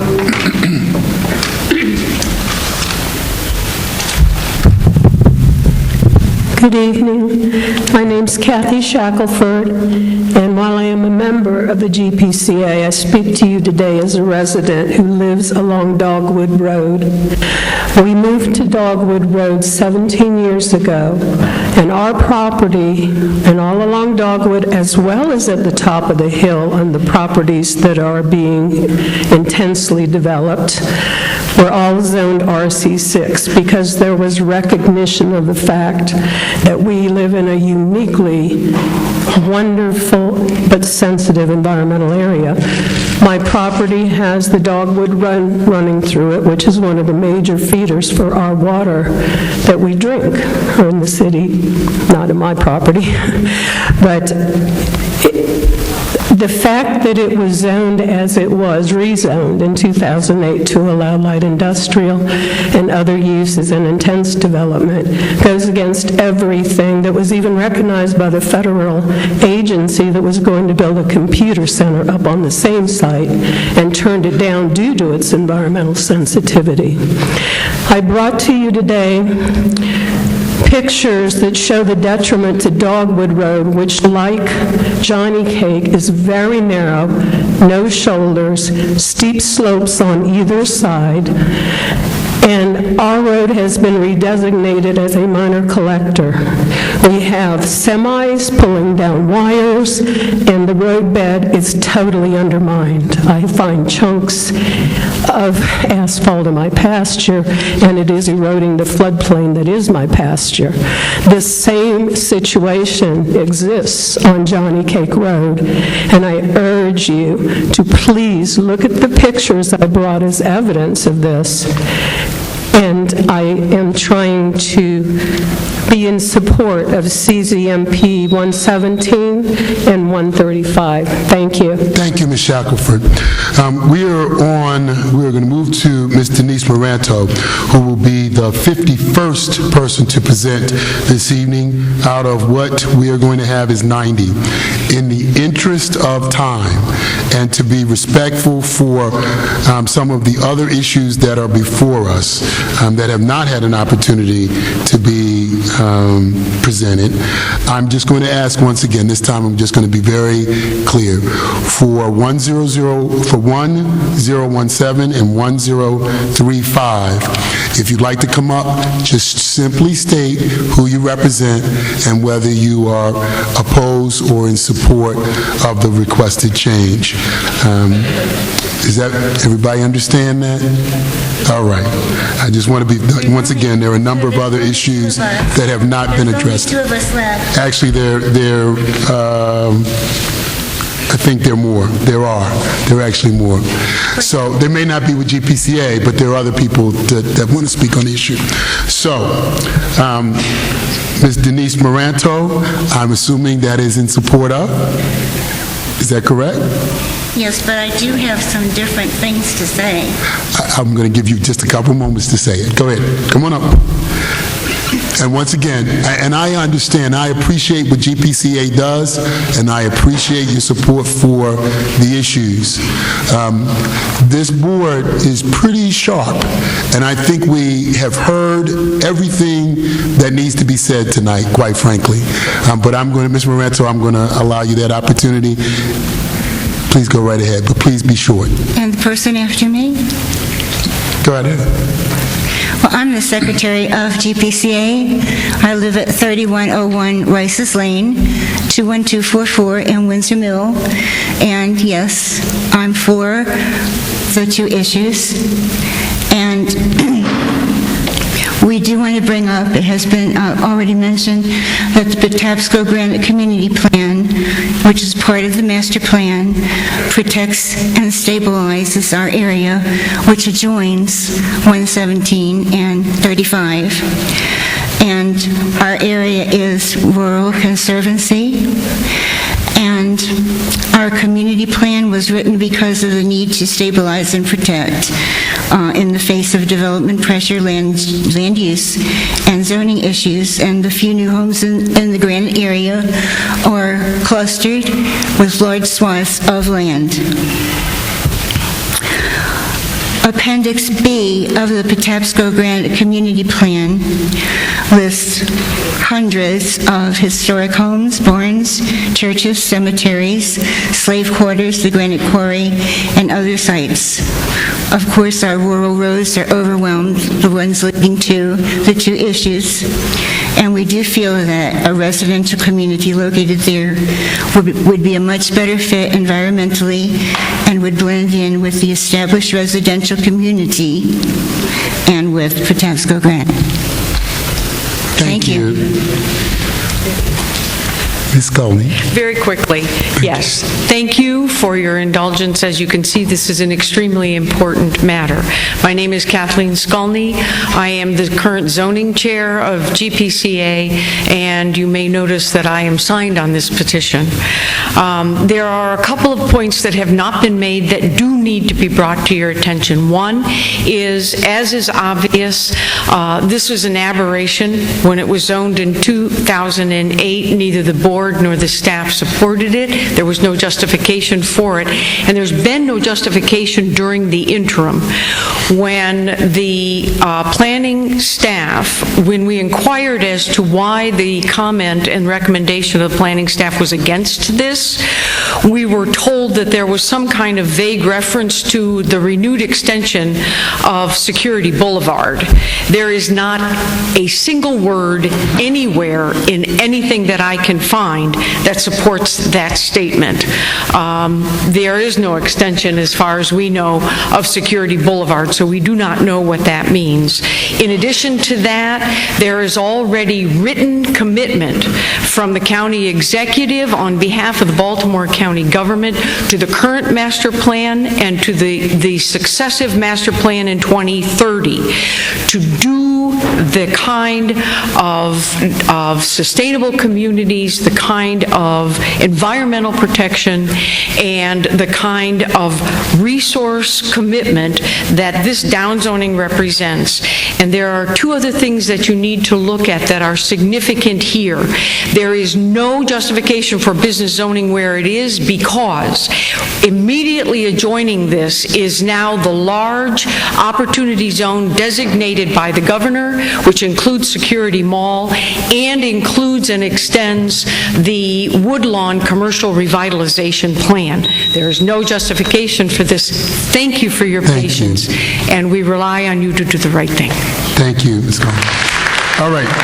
Richard Savaro, Sean Davis, Steve Cavada, then David Katz, Jim Bolton, and Catherine Honecker. I'm Richard Savaro, current president of Rolling Road Golf Club, opposed to issue 10033. Rolling Road is a 100-year member of the community, and we expect to 100-plus more years. Our membership consists of 245 Baltimore County residents, 175 of them being in Catonsville. We employ 100 employees, mostly college students working through college. We support multiple charities, giving access to our course through donations. We have local school teams utilize our property fee-free. We oppose this downzoning. The downzoning of our property could be the direct result of our continued existence. We've been advised by many that our land value will be devalued by as much as 75%. The number one question is, why downzone us now? We have no plans to cease operations. We are financially strong. Timing suggests this is a response by Councilman Quirk to a proposal of us to move our property. We have never sought to sell our club. We were approached. Our membership must approve such a deal. We haven't even voted. Most importantly, we want to stay a Catonsville club. So why has Councilman Quirk ignored our requests for information? Multiple members have reached multiple times. No response. I've personally had a great business relationship with Tom, and he won't respond or talk to me. It makes no sense not to reach to our community. Many members are strong supporters of his. I stand here with the Rolling Road community. We oppose the downzoning. I also presented 126 additional members' opposition to the planning board. Thank you. Thank you, Mr. Savaro. Also on, I ask you to hold your applause, thank you. Also on 1033 is Mr. Sean Davis. Thank you. Good evening, Mr. Chair and members of the board. First and foremost, thank you for your service to Baltimore County. My name is Sean Davis. I'm here representing my client in opposition to issue 1033, the downzoning of Rolling Road Golf Club from DR2 and 3.5 to DR1. There are two main reasons that I'll give you why I believe you should also oppose this rezoning. First, if rezoned, the rezoning would result in a violation of state law. As stated in the December 30th, 2019 Planning Department's issue analysis on the bottom of page 3, which I'm sure you all read, God knows you've got a bunch of issues in front of you, staff does not support the requested zoning change for the request. Staff does not support the requested zoning change. The request for zoning change is inconsistent with the Baltimore County Master Plan 2020, surrounding zoning and land uses. I wish they had gone on to say, and as being inconsistent, it violates Maryland Land Use Laws Section 1-301 and 1 through 1-304, which requires any action of a local government, including a rezoning, which is an action, that it shall be consistent with the adopted comprehensive plan. So approving this rezoning would be inconsistent with it, as it's inconsistent with the master plan, would violate state law. Secondly, the property's within the URDL. We know the synchronous nature of the URDL. It has public sewer, it has public water, it has good schools, quality schools, and capacity in the schools. It has all of the public facilities necessary for development. It's a mile away from Interstate 95. It meets every aspect of the priority funding area, and it meets every aspect of smart growth. To downzone this would violate both of those. Thank you very much. Stephen Guevara. My name is Steve Gavardo. I'm a member of Beltway Realty Corp., and I'm here to talk about, 1-033, and I'm against that. We're against it. Just so you know, Beltway Realty Corp. is the entity that actually owns the 96 acres, which is then utilized by its affiliate, Rolling Road. Since December and the announcement of the proposed downzoning of Beltway's property and its severe adverse financial impact upon the value of that property, like a number of people in this room, we've been trying to find out the why. Why did Councilman Quirk put in this change? But despite our repeated efforts to find out why, we still don't know why. And again, like a number of people in this room, we don't think that's the way government's intended to operate. I've been told you have a copy of my January letter to Ms. Selva Kumar detailing my attempts to get an answer from Councilman Quirk, with no success. I copied Councilman Quirk on that letter and still got no response. That was followed by a letter in early February to our county executive, which also was sent to Councilman Quirk and Ms. Selva Kumar, but again, with no response from the councilman. In my letter to the county executive, I pointed out one important matter which he may not have been aware of, as well as this committee. The Charter of Beltway, which is on file with SDAT, provides that upon its termination, all proceeds received by Beltway from the sale of its property will go to one or more 501c3 organizations.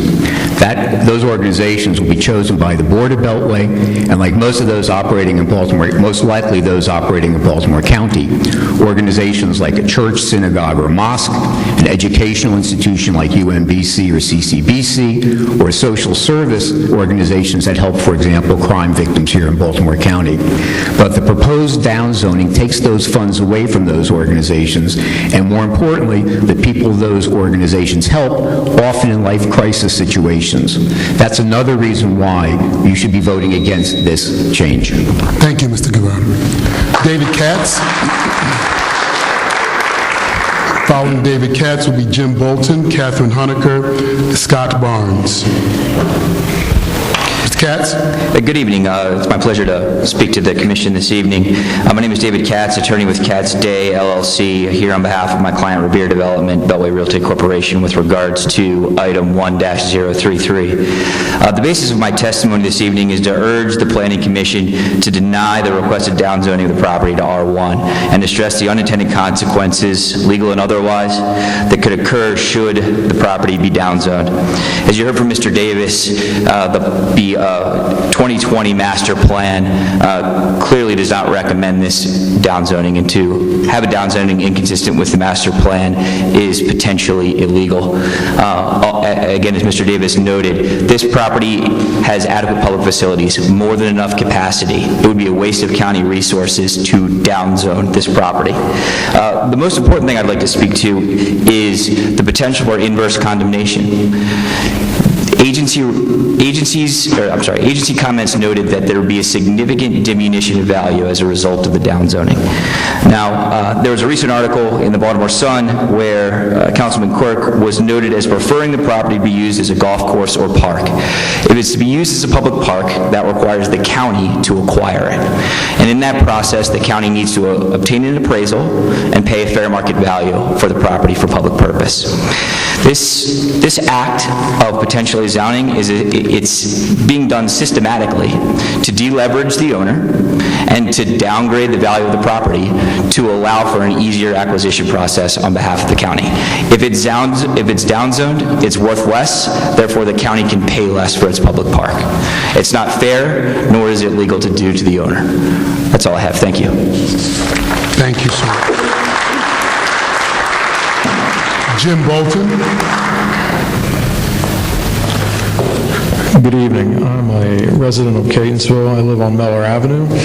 I'm here to oppose issue number S1-007. This is a proposed rezoning of a parcel from density residential to change it to business major. The property in question is adjacent to the new Catonsville Elementary School. It's also adjacent to the recently improved short line trail, the recreational ball fields associated with the elementary school, and it's a half block from the Catonsville High School. The remainder of the community is single and multifamily homes. The rezoning would allow for commercial use with direct access and egress to Mellor Avenue. This would introduce additional traffic hazards and reduce pedestrian safety to the wide variety of daily users going to and from the school, families using the short line trail, and numerous groups that use the ball fields for recreation. I'm going to limit my comments to the safety factor. I'd like to add that the justification submitted for the zoning change is riddled with inaccuracies and false statements, and I've submitted a point-by-point takedown of that for your review. Thank you for your time. Thank you, sir. Catherine Honecker. And we've got Scott Barnes, Robert Chertkoff, Diana Bergman, Howard Wellman, and Jim Himmel. Catherine Honecker. Good evening. My name is Catherine Honecker. I'm president of Catonsville Manor Community Association. I'm here to speak about 1-027. I'm asking for the land to be turned over to the community. The community likes to make a park for the children and a serenity area for our senior citizens. I've been president of the Catonsville for 11 years. I have lived in the community for 28 years. We have two of my neighbors, the land's between 1109 and 1111, Dorchester. Two of my neighbors go out there all summer long and keep the land clean. We do have people running through the area, but we also work with Neighbor Space, who's willing to help us to make our dreams come true. We're asking for this land to be turned over to the community so we can take care of it and make it into a community park. I thank you. Thank you. Scott Barnes, 1003, 1012. Correct. I am not in favor of 1003. It has come to my attention that Rural Farms is interested in the building at Rolling Road and Security. In that area, within a 1.5 mile radius, we have a Sunoco, an Exxon, a Wawa, a 7-Eleven, a BP, a Carroll Fuel, a Weiss, a Exxon, a BP, Shell, Fast Fuels, and another BP. I don't think I really need to say much more on that. I think there's enough gas stations in that area, and I believe my colleagues have said enough on Bill 1-012. Thank you. Thank you, sir. Robert Chitkoff. Good evening. I'm here to talk about matter 007. Property is owned by Catonsville Mellor Limited Partnership, of which I'm a member, and propose this upzoning. It's just a small 1/10 of an acre parcel at the end of a string of parcels that run from north to south on the east side of Mellor Avenue. They're all zoned BM, but one portion somehow became zoned DR2. At the south end where this parcel is, just beyond that, several yards, is the old former Caton Loudon Railroad spur, which I donated to the Catonsville Rails to Trails, and they're now using it as a walk and bike trail and bicycling. The whole property was used in part as a railroad line for many years. Then after World War II and over the next 75 years to today, it's been developed and used as business major with retail and warehouse type small users. The 1/10 acre parcel's located on the southern end of the property, which I said. The parcel is at the bottom of large trees on a covered slope that is not visible at all from Mellor Avenue and is only 65 feet long. The current DR2 residential zoning of this 1/10 of an acre parcel is too small and too narrow to support a home, and the DR2 zoning is incompatible with the rest of the property's BM zoning and incompatible with all the other neighboring properties on the east side of Mellor Avenue all the way up to Frederick Road. The proposed zoning change is a short extension of the current contiguously owned BM zoning, which supports the tenants in the building on the contiguous properties address 61103 Mellor. Thank you. Thank you. Mr. Cherkoff, I'm a little confused on that. Are you in support of the requested zoning change, which is 2 BM? Are you asking me? Yes. I'm sorry, I didn't hear. Are you in support of? Yes. Okay. Of the zoning change. Okay, thank you. Diana Bergman, and that was 1007 to the planning board. Diana Bergman, you're going to speak on 1012 and 1033? My name is Yes, Diana. hold on 1 second. Yes. We have a little bit of confusion here. Mr. Cherkoff seems to be an owner of that property. He was referring to 1/10 of an acre. It looks like 1.64. The whole thing. So we can address that. We'll address that in the meeting. Yes, ma'am. Hi, my name is Diana Bergman. I'm a resident of Baltimore Highlands, and the question I would like to receive a response will be, is the information and testimony gathered here today taken into consideration when Baltimore County revises their county master plan? You have my contact information. The process of understanding how Baltimore County revises their master plan hasn't always been exactly clear. How our county continues to grow and our public schools are overcrowded and many public services are running thin and barely adequately serving all of our county residents. I'm favorable with amendments of issue 1-012 of changing the county code.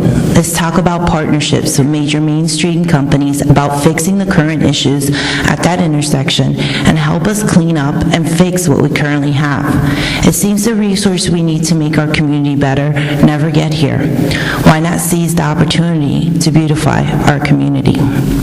In regards to 1-033, with tons of amendments, county code should consider closing the loopholes for developers, meaning if housing development is going to impact the immediate zone schools and nearby schools have capacity, the developer should pause the project until seats are available as permanent fixtures. Yes, closing the loophole should be done in a responsible manner that doesn't negatively impact students. The children seem to always get the short end of the stick, and I really wish, as a county continues to grow, that we work together meeting the needs in a responsible manner by putting the children first. Thank you. Thank you. Howard Wellman, Jim Himmel, Bonnie Winstead, followed by Chris Oliva, Theodore Savage, and Sharon Miller.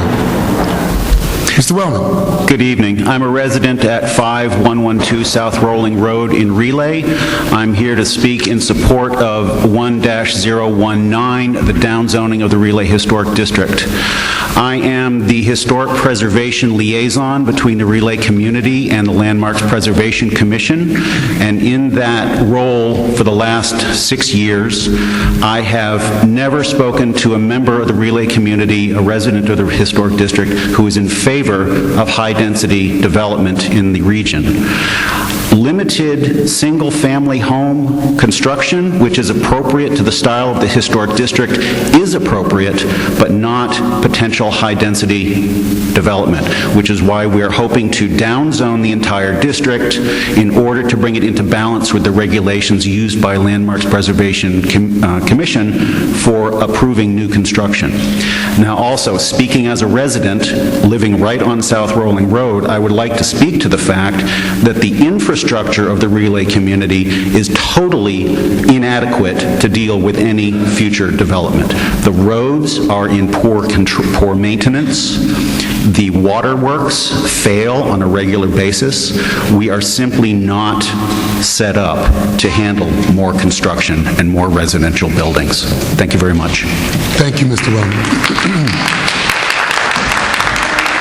Jim Himmel, 1021 and 1022, sir? Yes, thank you. Good evening. My name is Jim Himmel. I am the Vice President of the Catonsville Community Conservation Association. The CCCA was established in 1995. We have facilitated the landmarking of two very important public facilities in Catonsville, the Bloomsbury School and most recently now the old Catonsville Elementary School on Frederick Road. And in addition to being a business property owner at 701 Frederick Road, a BL retail business, I am also a urban planner of 40 some odd years. And so obviously I feel right at home here with you. Specifically on these two issues, the CCCA is opposed to changing the existing zoning to BL. We did provide you in your packet with our written comments in detail. I would like to highlight two things. One, on the face of it, I was really aghast that your planning staff basically supported the zoning change. Again, as a urban planner of 40 years, I would have taken a position opposing this change. And the reason is, one, what's being asked for is a BL incursion into a residential area, eliminating the typical buffer of the resident office area in between, all right? And the other is that this is 2 blocks from an F failing intersection at Frederick Road and Ingleside. Thank you, Mr. Himmel. Thank you. Bonnie Winstead. Hi, I want to thank you for allowing me to speak tonight. My name is Bonnie Winstead. I am from Catonsville Manor Community Association. I am the Citizens on Patrol Director. I'm the liaison. I'm also volunteer at the Woodlawn Police Station as in their PCR. I would like to tell you tonight, I am speaking on behalf of the, is it 1027? Okay. I oppose it. I'm following up on what Kitty Honecker said as the president. I would love to have it turned over to us. It's an eyesore to our community. Some of the neighbors try to help to keep it clean, but, it's just terrible. I mean, the weeds are overgrown, it's drugs, everything run through there. We can't seem to stop it. The police are helping us, but, they can't be there 24/7. We also somebody did find a body in there from drug overdose, and we just want to clean it up, make maybe a community park. We'd love to have it turned over to us so we could do that, and I appreciate it tonight. Very good, Ms. Winstead. I want to make sure we're clear. You mentioned that you opposed it, but the change is for the Conservancy. So do you want to change your opposition to support? I think the request was to... What I want to do is, I want the land turned over to us. So your answer is support. We've got it. Okay, all righty. Thank you. Not a problem. Chris Oliva? Theodore Savage, Sharon Miller, then Carol Burke.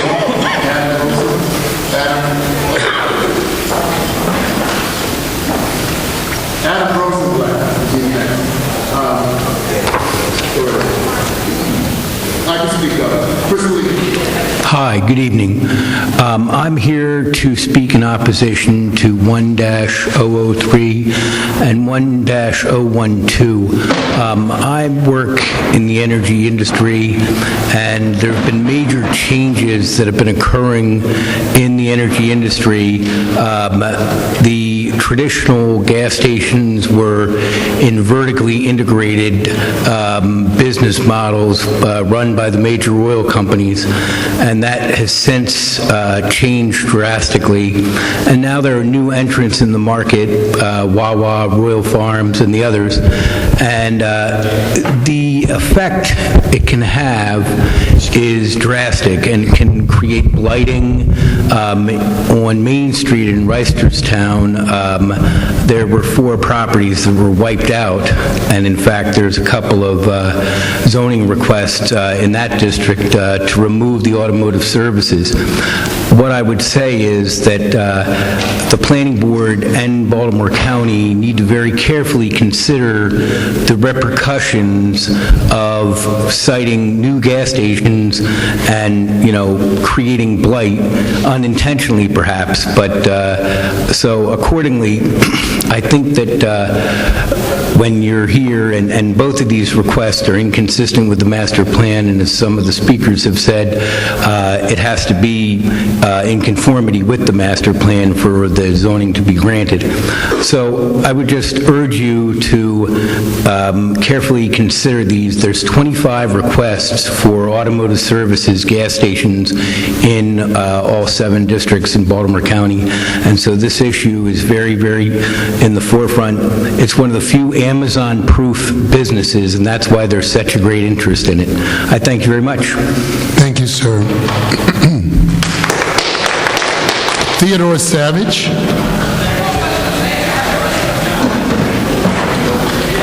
Good evening. Excuse me. Good evening, board. My name is Theodore Savage. I reside at 1016 Alexander Avenue in Douglas Park, which is in the community of Catonsville.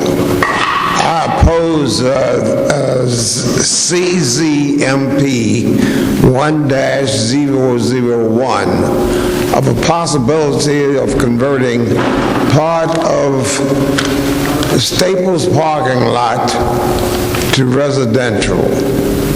commercial, pardon me. In the 10 and 1100 blocks of Alexander Avenue, there are 15 private homes, definitely residential. We find no need, or I speak for me, to convert any part of Staples parking lot to commercial. that considerations be made in other areas, possibly residential. So again, for myself, I oppose that. We are surrounded by commercial properties on our eastern perimeter. We have Home Depot, we have Staples, we have the new food market, we have Goodyear, we have AT&T, and a possible Mexican restaurant being developed.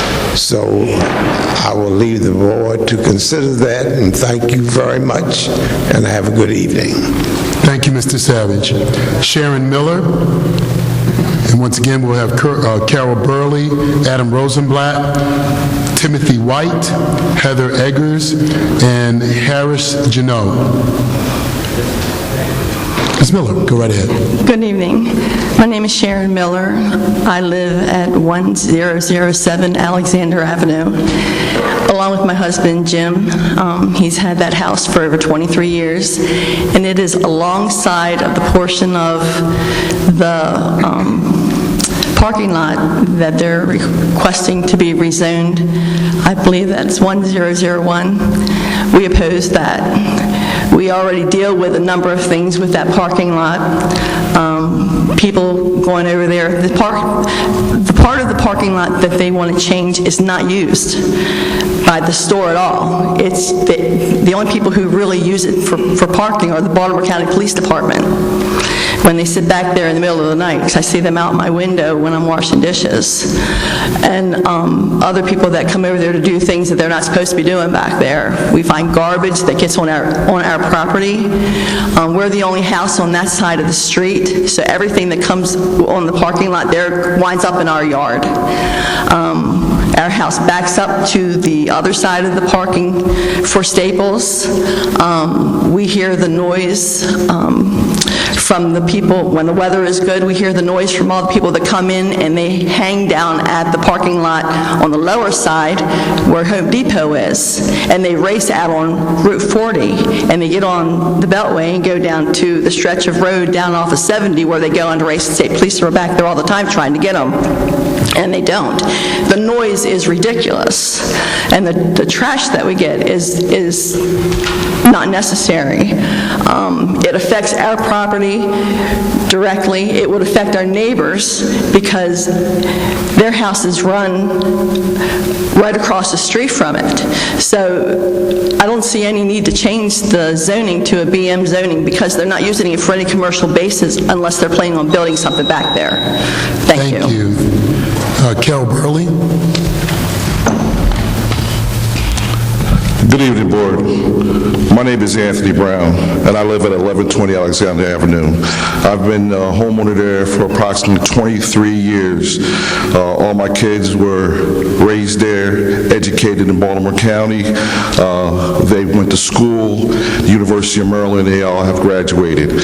I'm a retired police officer in Baltimore City and also retired from the University of Maryland Police Department. Since I've been there, since '96, I've seen the change with the commercial buildings being built in that area. The traffic is horrendous. I live at the end of Alexander Avenue. People come down there, throw trash, they hang out down there, so on and so forth. We've had one fatality last year. Gentleman was walking across the street. We have people, since the cleaners was put in place there, we've had individuals who go down the road the wrong way. It's hard enough for us to get through right now. We love this area. You know, the area is nice, but additional commercial property will definitely ruin it. I constantly have to get at Home Depot about picking up the trash. We have a little community-oriented patrol. Citizens on patrol in that area. I know I patrol it constantly. We already have a problem with the auto body mechanics shops on Cummings Street. We're constantly trying to get the police to move those cars. If you just come over there and look, right? We definitely oppose it, and we hope that the board would not allow CZMP 1001 to go through. Thank you very much. Thank you, sir. Adam Rosenblatt? Good evening. Adam Rosenblatt, issue 17, which you've heard a lot about tonight, so I'll be extremely brief. On behalf of the owner and developer of the property, we oppose the rezoning request. The existing zoning preserves the ability to develop the property with either commercial or residential uses. We would like to preserve that flexibility. It's supported by the planning department, it's supported by the master plan, and the developer will continue to work with the councilman and with the community as plans for the property are developed. Thank you very much. Thank you, sir. Timothy White, Heather Eggers, Harris Janot, followed by Diane Zimmerman, Derek Williams, and Sanea Zarapon. Mr. White. Yes, my name is Timothy White. I'm here in support of issue 1-007. I own 111 Mellor Avenue, and the problem with my property is half of it is zoned BM and half of it is zoned DR2, but it is only one parcel, and I'd like to be able to have it properly zoned. And it used to be a Baltimore City contractor storage yard. Which item is that? 1007? Yes, sir. It's 111 Mellor Avenue. And it's been a contractor storage yard since the 30s or the 20s. And you're the owner of the lot, sir? You're the owner of the lot? Yes, sir. Okay. Heather Eggers?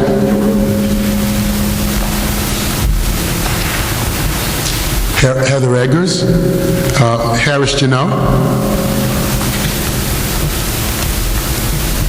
Diane Zimmerman, and we're on item number 73. Once again, we have 90 individuals signed up to speak this evening. Yes, Ms. Zimmerman, go right ahead. Good evening. My name is Diane Zimmerman. I'm on issue 1034. We have owned this property for about 59 years. My parents grew up in the area. They married, bought this property. We're interested in having a possible commercial zoning request. The area is completely becoming commercialized now. There's a lot of traffic, a lot of noise, a lot of commotion, people walking in and out of your property.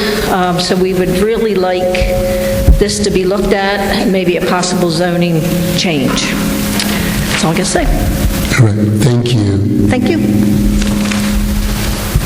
And 1034. So you are in support of a change? Yes. And we'll address this one in committee? Okay, all right. Thank you. Derek Williams. Sanea Sarapon. Good evening. My name is Sanea Saradpan. My family owns the property at 1333 Sulphur Spring Road, issue 1-011, and I am 4. Our location is an anchor within Arbutus. It sits at the corner of the main traffic light, and we share the same intersection with Rite Aid, a law building, and a small strip plaza. We have a prime location to conduct business, and we are asking for an equal opportunity to expand and grow our business by restoring the BLCCC commercial zoning to this property. Various businesses have thrived at this particular location throughout the years, from a taxi cab stand, which existed even before I was born, to a shoe repair and alteration shop, which lasted until the family retired, to what is now the Eskimo Shack. BLCCC commercial zoning will allow us to expand our services as well as install the appropriate signage to represent our business. We are in the process of investing nearly $100,000 in renovations into the property. Currently, the entire veneer of the property has been stripped. The entire property has had new windows installed. A new roof is scheduled to be completed by the end of March. Siding and new gutters will be completed by the end of April. The snowball stand is also getting a facelift with new siding lighting and upgrades to the seating and the patio for our guests, which is going to be done in the next couple of weeks. Arbutus is part of the revitalization project, and we are invested in these efforts to increase economic development in our town. We need Arbutus businesses to thrive, and it starts by giving us the tools to do so. In the 2008 CZMP, we had your support, and I only hope that you still have the same vision to vote in favor of our issue 1-011. Thank you for your consideration on behalf of myself, my family, who are from the Relay Arbutus area, as well as on the behalf of the Eskimo Shack family, who has had the wonderful privilege of serving Arbutus for the past 17 years. Thank you. Thank you, Ms. Evans. Shannon Neville, Imtiaz Ahmed, and Gabriel Horticolin, followed by Nicholas Manon, Stephen Pugmire, and Kristen Giuliano. Okay. All right. And that will be number 76 through 81. Ms. Neville. Hi. My name is Shannon Neville. I'm speaking on the issue 1-011, and I'm for the change of zoning from residential office to the BLCCC commercial. I've lived in Arbutus my entire life, and I've been working with the Eskimo Shack family going on 9 years now. I've served our loyal Arbutus patrons, and I've heard their kind words and shared great memories working for the Eskimo Shack. And now as a manager, I want to continue to help the business grow and continue to be a huge part of the ever-growing community. As I am, again, a true Arbutian, I am an alumni of Lansdowne, and I also went on to graduate from UMBC. So when a UMBC business like Okamoka opened up on the same street as the Eskimo Shack, I was definitely excited and also motivated to bring a little bit more of the UMBC community to the Arbutus area as well. This would include new menu items, a new sign to proudly represent ourselves, and plans to update our patio for our customers. Also meeting with the president of the Greater Arbutus Business Association, Ms. Bettina, who spoke earlier on our behalf. Also sharing her vision for the future of Arbutus continues to motivate me towards that effort. I appreciate your consideration in the change of zoning for the building, and I hope you can too share the vision for the future of our community. Thank you. Thank you. Imtiaz Ahmed.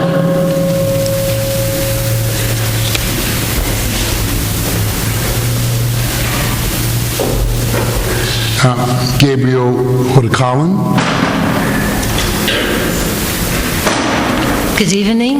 Good evening, everybody here for putting such an active effort to redevelop and develop into your communities. Thank you.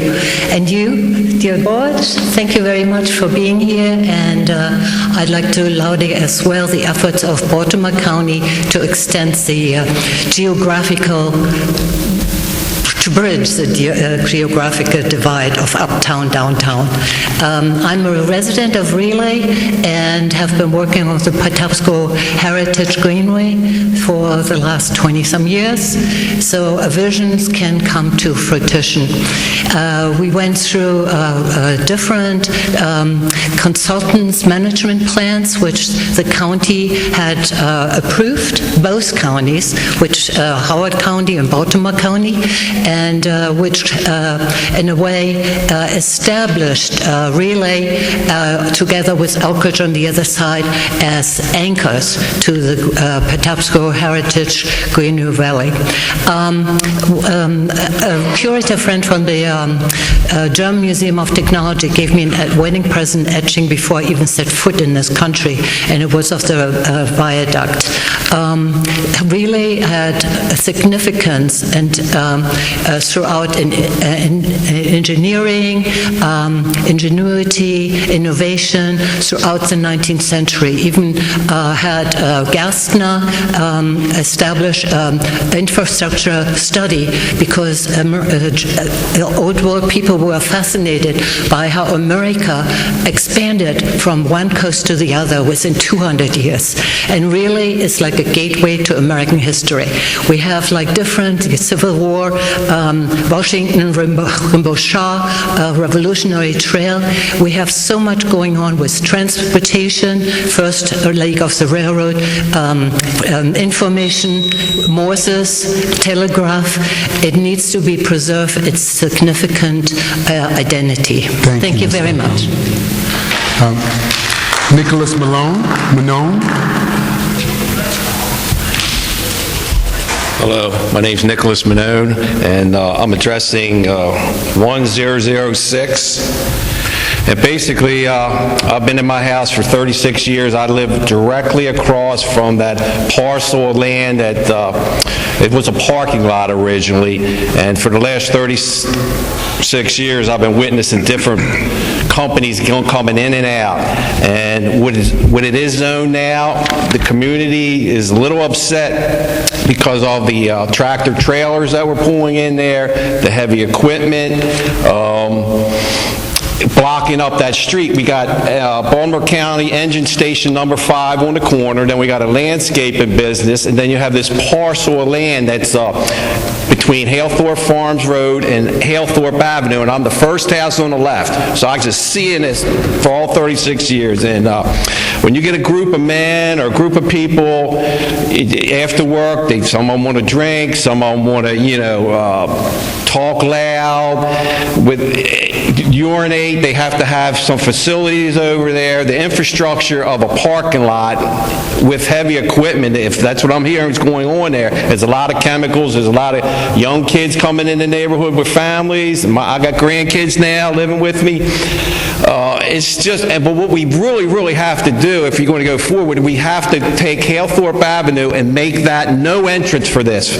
And that's the big problem, because it's convenience. They don't want to come in from Halethorpe Avenue because you got traffic over there, there's traffic light, it's an issue. The community, and this is an old community, historic, it's one of the 17 original African-American settlements is Halethorpe. The end we're at, we cannot have that, because early in the morning, they'd be blocking up the street. You get the horns because everybody's rushing to go to work. It was just a mess. Get them to go on Halethorpe Farms Road. Thank you, Mr. Thank you. Stephen Pugmire. Thank you, Mr. Phillips. Ladies and gentlemen, it's been a long night. Try and keep it short. I'm here speaking on 1-009. I am against it. I have lived in the Catonsville area for almost 30 years. I've raised my children there. The two highways that intersect there have been there for over 200 years. And they've always been busy, and they've always had honking horns and loud noises. But it hasn't stopped us from being able to raise our families there. On that side of Frederick Avenue, there is not businesses that creep into that neighborhood. It's one of Baltimore County's oldest and proudest neighborhoods, and allowing an inroad for businesses into that area will significantly change that. The house in question is owned by people who run a second-hand store down on Frederick Avenue. On weekends, they utilize that place for yard sales in the guise of yard sale, when it's really a business operating without a license there, or without zoning for that. The traffic pattern that comes across there, there's thousands of cars that go through there and commuting, and where the parking lot is on South Rolling Road, when people try to pull in and out, it completely stops traffic. There's an elementary school across the street.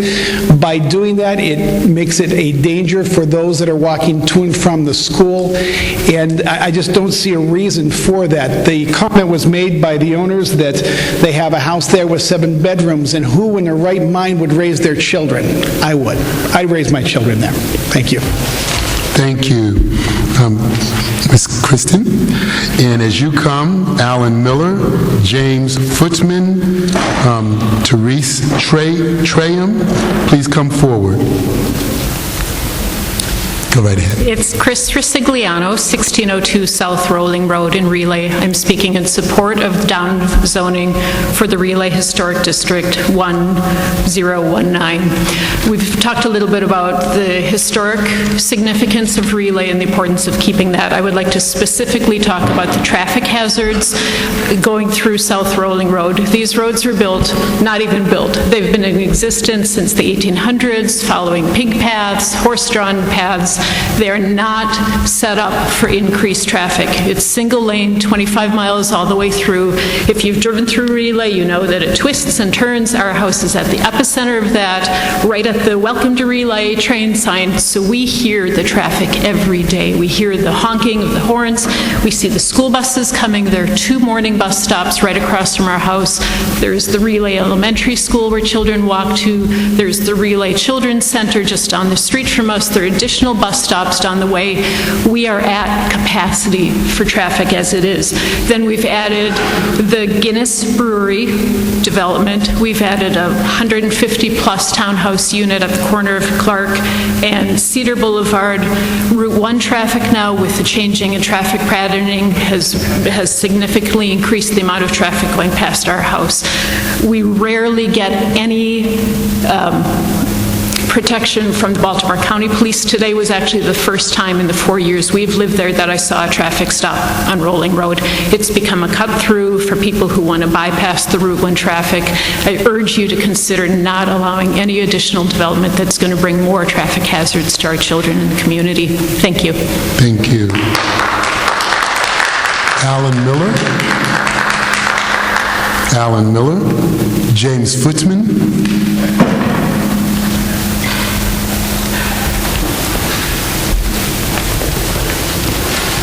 Say good evening, Mr. Phillips, and to the board members. I'm here today representing myself. I'm James Footman. I live in the Chadwick community in Woodlawn. I don't represent the GPCA, but I am sympathetic with their position and I do support 017 and 035, and I won't get enumerate because it's been enumerated for you already, I'm sure. But I do want to give you a different perspective. I've lived in the area since '92, and in the back of my home on Winder Road, I live 6 doors down, 6 properties down from the elementary school. When I moved there, Patapsco State Park extended past my home in the back down to Green Gauge. I have very fond memories of taking my daughters back on my old sled when I was a child and then pulling them up and down that path behind there. Since then, Security Boulevard had been extended to accommodate the extension for Social Security, and the MTA extended back there. And that's gone. And the reason why I'm standing before you today is that as I support these proposals, zoning proposals, green space is so important, and I see that now more than ever.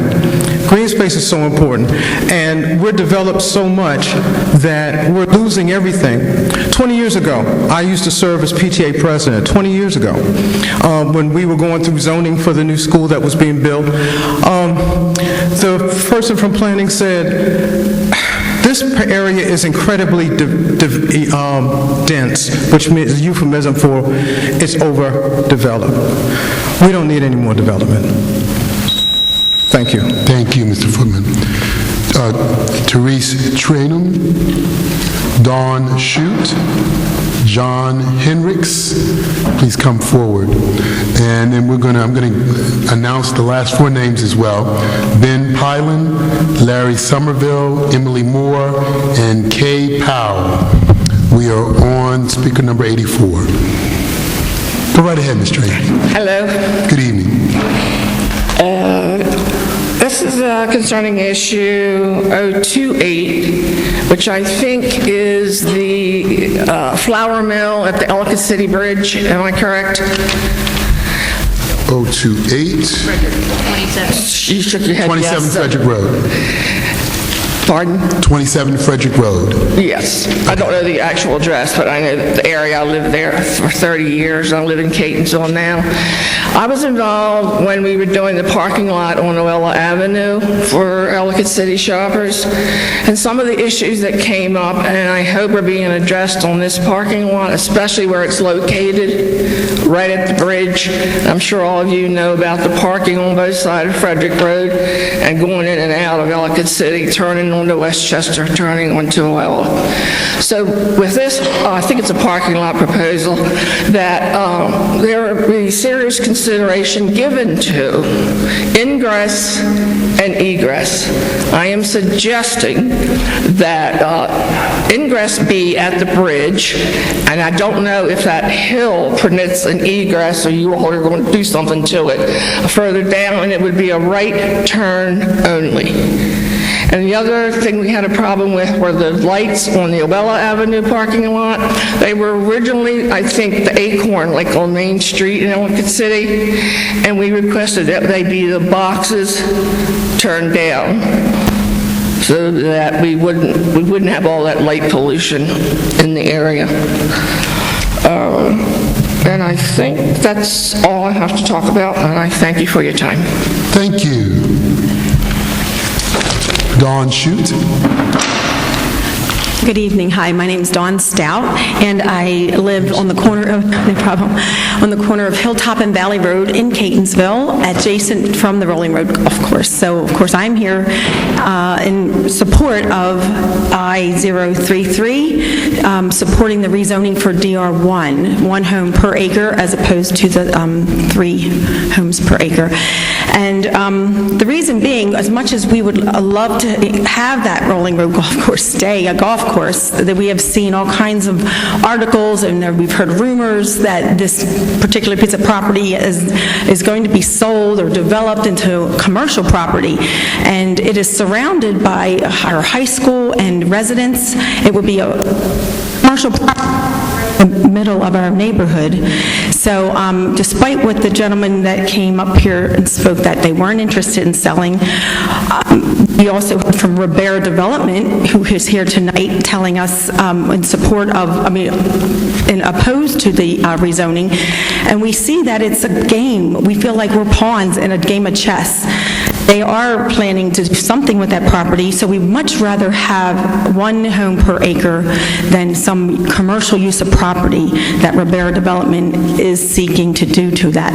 So I would appreciate that. We thank Councilman Quirk for his proposal to rezone. Thank you very much. Very good. John Hendricks. John Hendricks. Ben Pylan. Larry Somerville. Emily Moore. That's me. Second to last. Yes, you are, Ms. Moore. Thanks for hanging in there.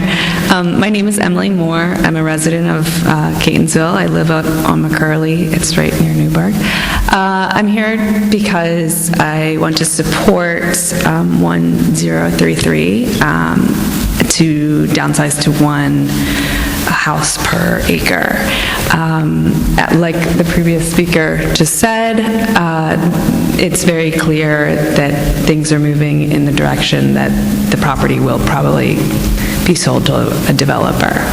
So in my heart, I do want to say this, and I know this might be too late, but I'm raising my children in Catonsville.